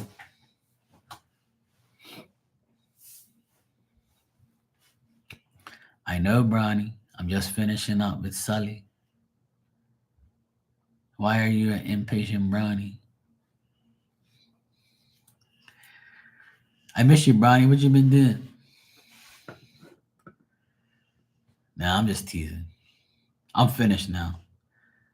I'm gonna read what you wrote to me. I can't believe I thought about you today and you're here. Ain't that some crazy shit? All right, you said I had an old friend that I had a disagreement with in the past, and we stopped talking for 2 years. I messaged her at the start of this month to apologize to her and tell her what I was feeling. And what she said, well, disagreement, she just seen my message but not replied. I want to know what's going on. How does MA feel about me currently?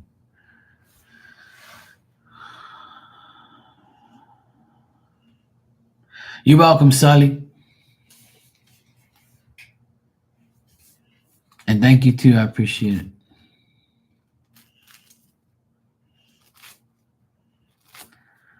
Ronnie, why is it that you just can't leave people from the past alone? I think I'm gonna call you the retrograde queen. That's what I think I'm gonna call you. I'm gonna call you the retrograde queen. Because every time the fucking retrograde comes, you want to go and talk to somebody that you have past bullshit with. Leave them damn people alone and move on. Why you just can't leave these people alone and just move on? Huh? Hey Ann, how you doing? You alright, sweetie? Good night, Ninja. Take care. Good seeing you. Hope everything is good. Why you just can't leave these people alone? Hmm? Why? What am I gonna do with you, woman?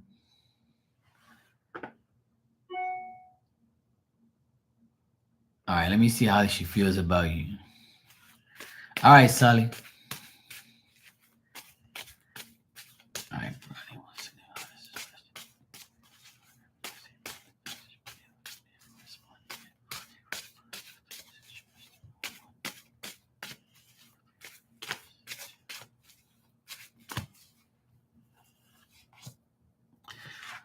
They're gonna respond, but they're thinking on how they're going to respond. So I do get that they're gonna respond to you, but they're kind of like mentally, like I don't know, like they're mentally thinking about how they're going to respond to it.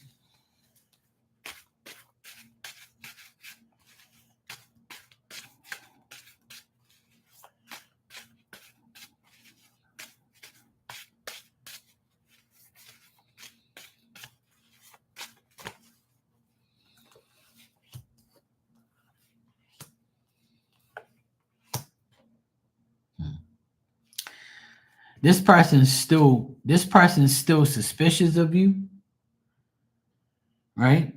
They're still suspicious about you. They don't trust you, and they feel like that what you and them have is empty and done and gone.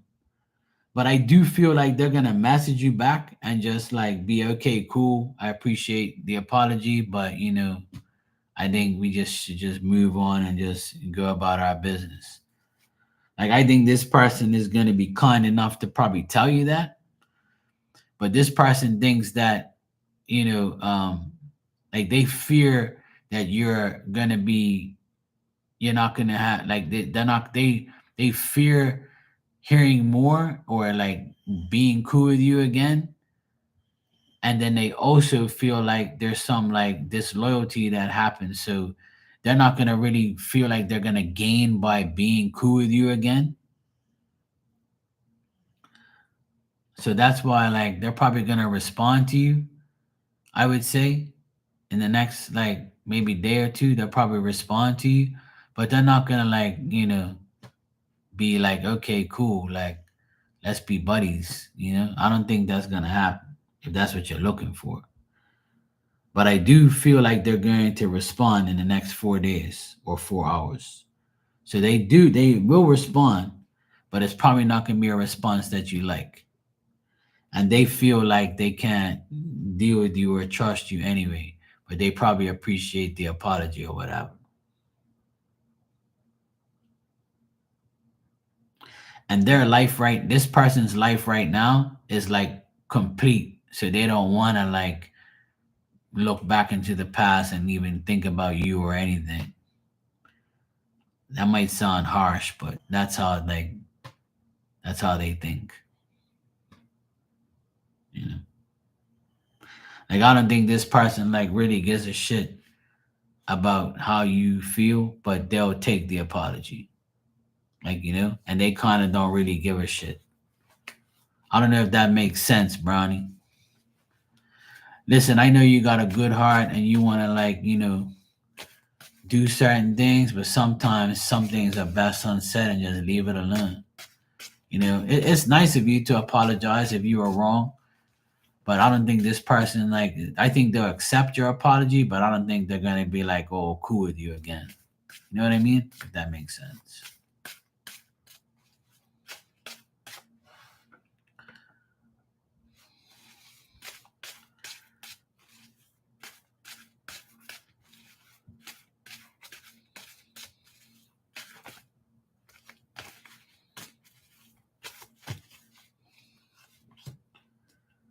Yeah. They might not respond right away, but I would say give it a couple days.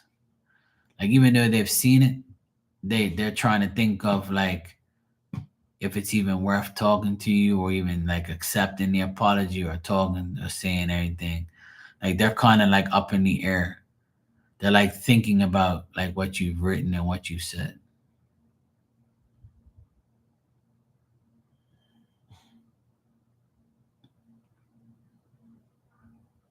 You're welcome, Ronnie.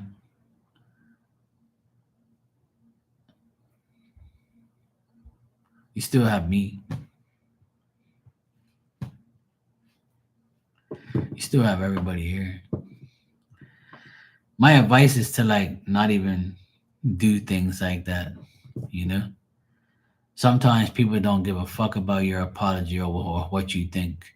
If you had like a like something you had an argument with somebody and you don't speak to that person no more, it's meant to be that way. You know, that's my opinion. Like I think it's just meant to be that way. If you've disconnected from somebody or you don't speak to nobody, no answer is an answer. Like that's their way of saying I don't give a fuck. You know, and that's a good thing. That's less a person that you don't have to deal with. You're welcome, sweetheart. No problem. Sully, you can go ahead and ask your question when you're ready. Me personally, I never ever go back to somebody and say like, hey, I know this happened and this happened. I'm sorry. I mean, fuck that. I ain't saying nothing. And if somebody says sorry to me or apologizes to me, I'll accept your apology, but I won't accept you back in my life. Hell no. I'll be like, thank God you're gone. Goodbye.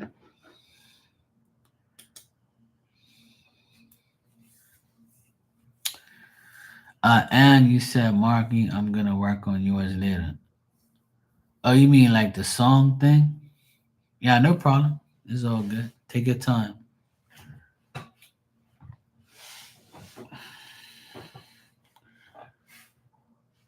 All right, Sully, you said, how does Nader really feel about you?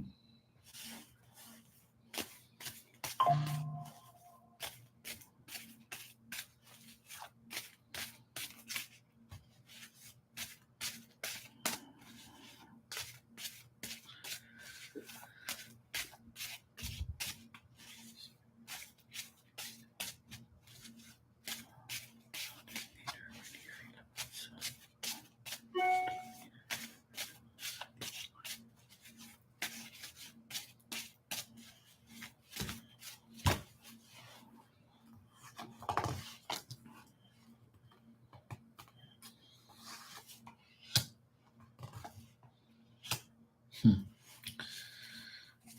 Well, thanks, Brownie. It says B for Brownie. Um, Sully, I would say that Nader really, you know, yes, I got it, Chloe. Thanks. You can ask your question after. Well, you can ask your question now. I'm just gonna finish up with Sully here and answer her question. So I would say he really enjoys talking to you,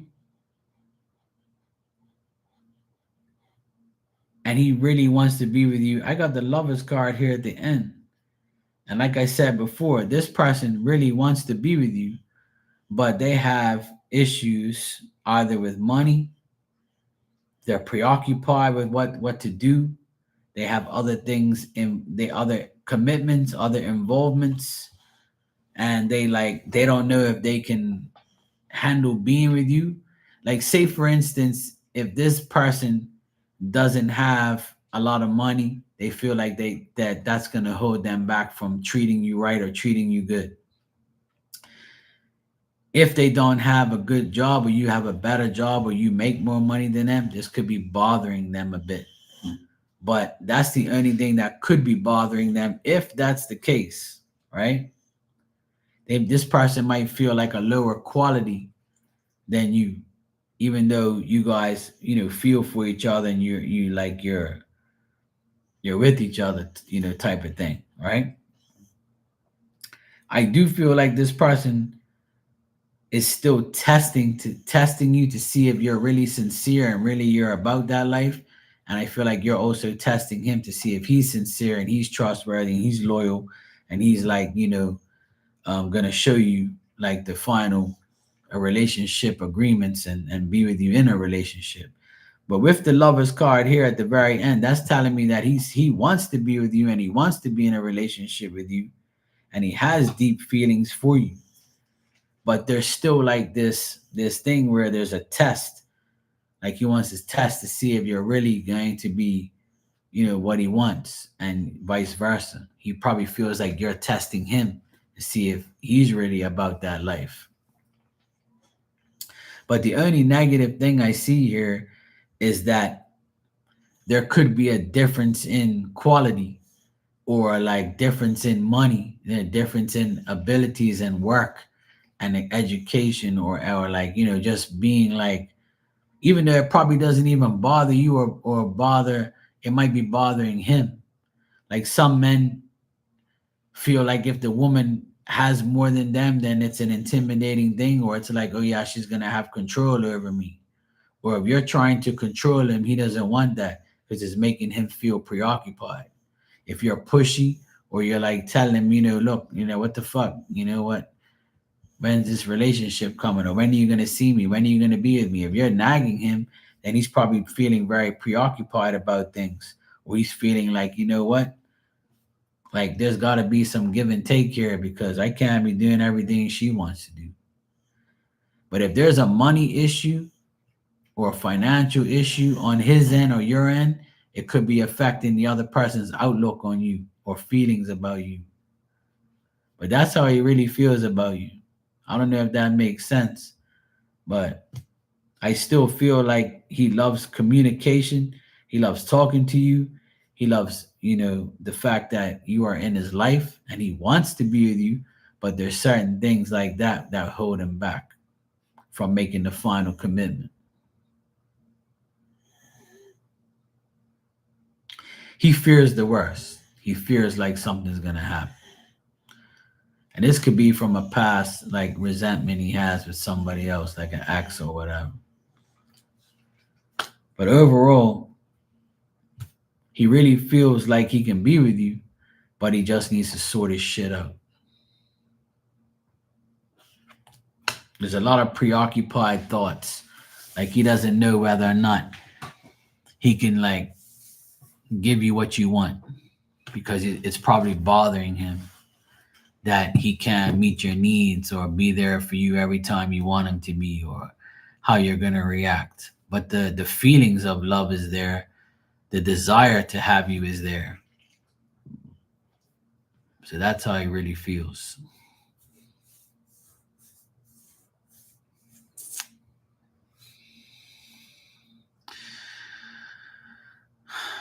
All right. Chloe, you said, I know I'm doing the right thing, but I want to know how Jay feels about me right now because we were dating and in love for a long time, so it's hard to do this. He's just not in a place to be in a relationship and he has a lot to change. He's pushing me away because he knows I deserve better. I believe he feels that way.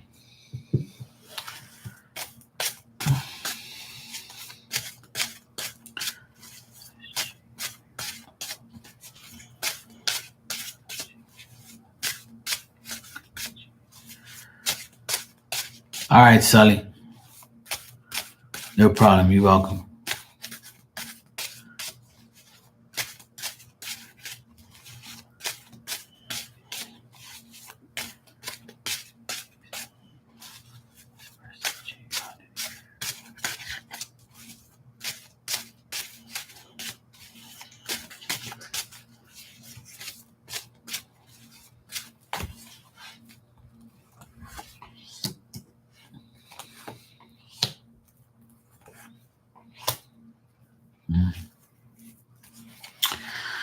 All right, so this person, Jay, they feel like when they were with you, you put in a lot of effort. There was a lot of success in your relationship and you loved each other and things like that. But Like he also feels like he was a burden to you at the same time, or he made you feel too much pressure, or you couldn't resolve his problems, and you guys put in the effort but the goal was never met, and he probably was too selfish to realize it, and he knows he let you down. He also feels like he also feels like you have no faith in him. Like he feels like your lack of faith in him bothered him. And he also feel like you tried to like tell him too many things and he didn't want to do it. And there's a lot of indifference between both of you. And he was tempted to say things to you, but he didn't because he didn't want to offend you. Or there was like a feeling of temptation to like to do things, but he didn't. He's trying to be mature and responsible and be patient about how things went. And I feel now that he's gonna be like trying to organize his life and trying to get better very, very slowly. He's gonna make a change for himself. But I feel like he dwells on the good times with you, but he also feels like you know you know he also feels like he'll make an effort to meet a certain goal that to make you feel like we're cool and everything, but he also feels like he has too much pressure when he's with you, like he has to do the right thing, or he has to be this, he has to be that, or else you're gonna like not have any faith in him. Like he feels like you lost your faith in him.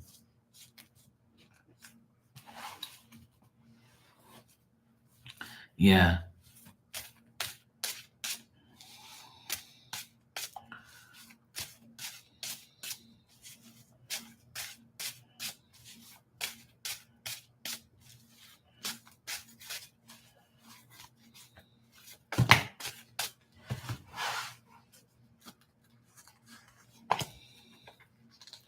Like he still thinks, like I don't get like that he still like loves you like a lot, and he still like has love for you. What I feel like is the love is diminished on his part mentally, and he doesn't feel like the love anymore. What he feels is like he feels you've been patient enough with him, and he feels like he could like you were a good influence to him, and you two were a good combination and you were compatible.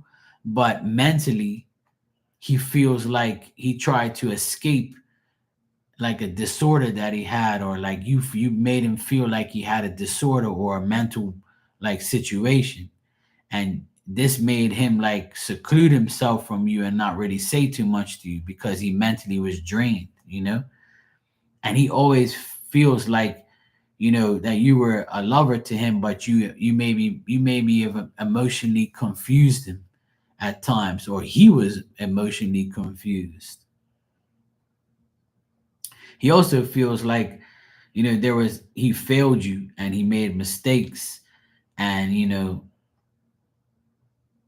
just couldn't show affection. Maybe he didn't show affection, and maybe he didn't have like the things that he was supposed to have. Maybe he didn't have a job.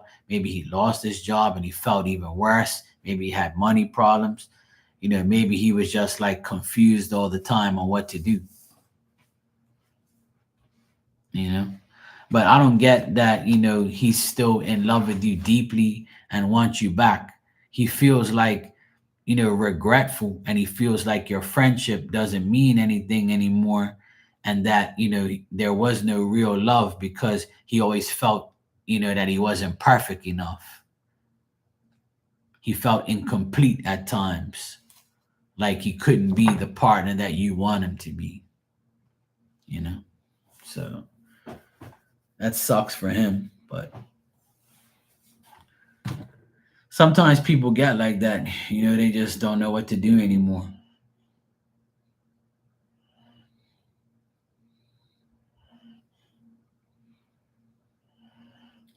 Yeah. And that, if you feel like you have nothing on your conscience, Chloe, then that's all you really need to know. If you don't have anything on your conscience that you've done bad to him, then that's all that matters. If you're conscience free about what you've done for him and you know you ain't done nothing wrong, where your conscience is bothering you, then you should be fine.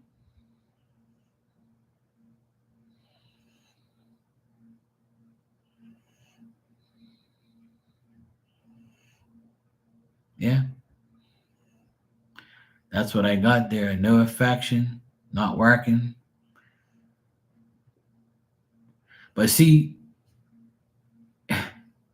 even though you did all that stuff for him, even though you did all that stuff for him, he still feels like, yeah, you did all this shit for me, but did I ask you, or did you do this on your own accord because you wanted to do it for me? That's another thing you gotta ask yourself.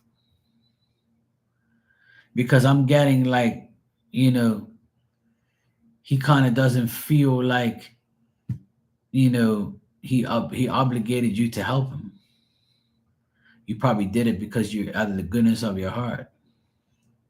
So he just took the help and was like, okay, whatever.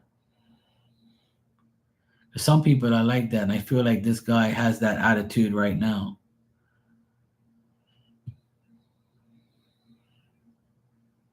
And some people are sadly like that in their thoughts. Their thought patterns are so weird that it's like, don't you know what I did for you, bro?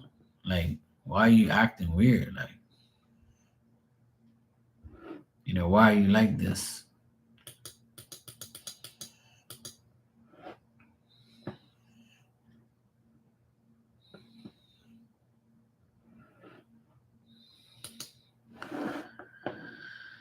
Yeah, it sucks. Sully, you said I watched my last video one more time. There is a financial difference. He's doing better and has a higher education. Maybe that bothers him. Yeah, that's what I got in the cards. Yeah. Well, there you go. The cards just confirmed everything you both are talking about. So sometimes you need this confirmation for you guys to know that, it's that time. You can't fix people. They have to want to fix them fucking selves. I got tired of doing that a long time ago. I don't really help too many. I help people on here, but I'll help you to a certain extent. If I feel like I can't help you, then I'm gonna stop doing it. Because it's up to you to make the choice. Everybody's got free will. And I also have free will not to help you anymore. Because you can't help yourself. That's it. It's not our job to keep trying to fix people or help somebody or think what they're thinking or do what they say or try and help them over help them for nothing. There's got to be an equal give and take. You know what I'm saying?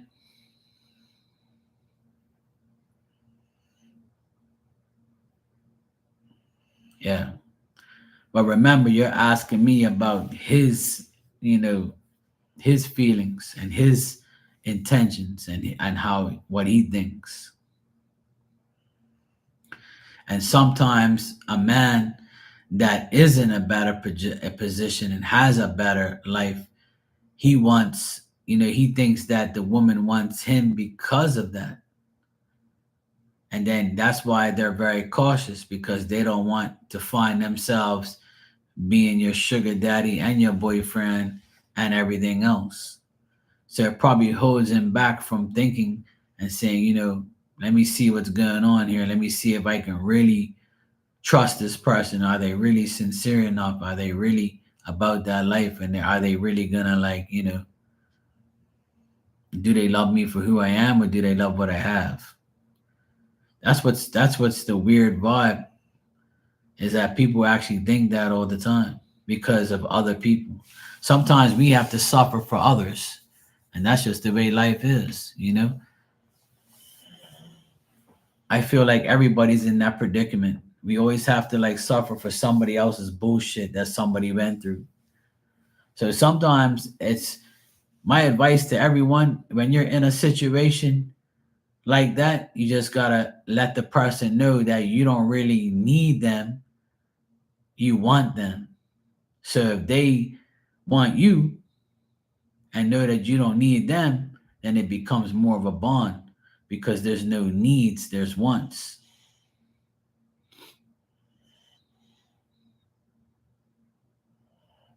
If that makes sense. That's how I operate. I'm not gonna be chasing nobody or trying to prove myself to nobody. You gotta get to know me. You gotta see how I am.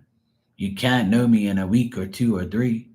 You're gonna have to. It's gonna take time for you to know who I am, especially if we're gonna be in like a relationship goal type of thing. There's got to be some give and take, some equality, some like stop over. There's got to be a overlooking of what you make, how your life is right now, because you can both be in a great position right now, for example, and you both can be financially stable. You can both have a great job. You can both have a house. You both have a car. You could both have families. You could both be divorced. You could both be, single and not have no kids. You could both be equal. But who's to say in 3 years from now that you get cancer and then you're in love with the person and the person says, you got cancer, so now we have to, our lives are all fucked up now. So now we have to adapt to you. You're the one who's gonna make our relationship difficult because you have this disease, and now I'm gonna have to do everything I can to help you. Who's to say that's not gonna happen? So what? You're supposed to just walk away from the person because they got cancer and you don't want that life? You see what I'm saying? So even if it's bad now or good now or whatever the case may be, it is between two people. You still got to understand that life ain't going to be perfect. There's going to be time. That's why when you get married, you say your vows for sickness and in health, for rich or for poor, for this or for that. So what makes you think that that right now, if it's not good, and it always has to be good? That's why people's relationship goals and mindsets are all fucked up because they never think that, oh yeah, this is going to be bad. It's always good. It always has to be good. If that was the case, everybody would never get a divorce and everybody would be married and happy, and we'll all be walking around with a smile on our face. I think people expect too much of somebody, and I think people think that life is going to be perfect every day. It's not going to happen, not in this lifetime. It can be almost that way, but I doubt it. And that's why there has to be an equal give and take. And there has to be like an understanding that not everything is going to be great and not everything is going to be bad. And if you're willing to take on somebody that has issues or is not equal to you or not like in a good place and you want to make them better, then that's a good thing. you know?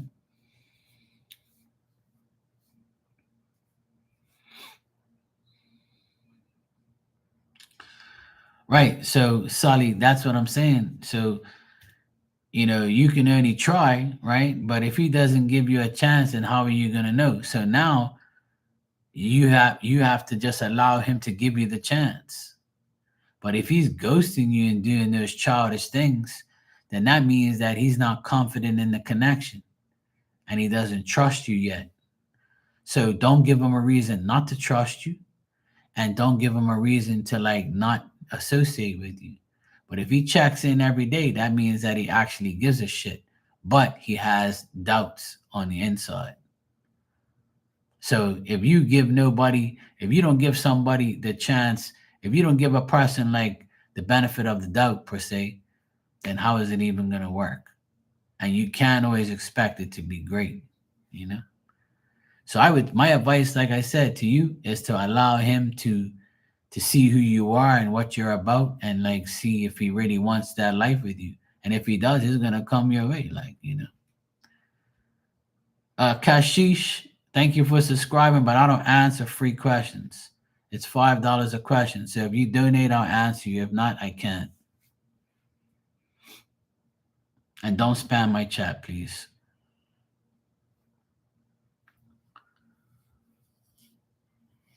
So yeah, Sally, I would say just give it, give it a chance and see how it works out. That's all, you know. Is there anything you can do? If you feel like you've done your part, then allow him to do his and then see how it goes. But a face-to-face meeting between you and him will be a good resolve or a good like way. You know what I'm saying? It'll be the only way that it's gonna work.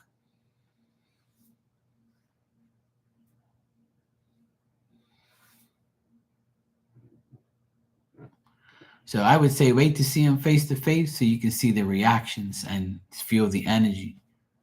So that way you know whether or not he's gonna come clean or not. And I think he'll respect you for that, you know, because then he'll be like, she's really serious or whatever, or she's really about that life or whatever the case may be. All right, it's very late here. It's 1:30 in the morning. I need to get my ass to bed. So I'll see you guys tomorrow. I'll be here tomorrow at some point in time.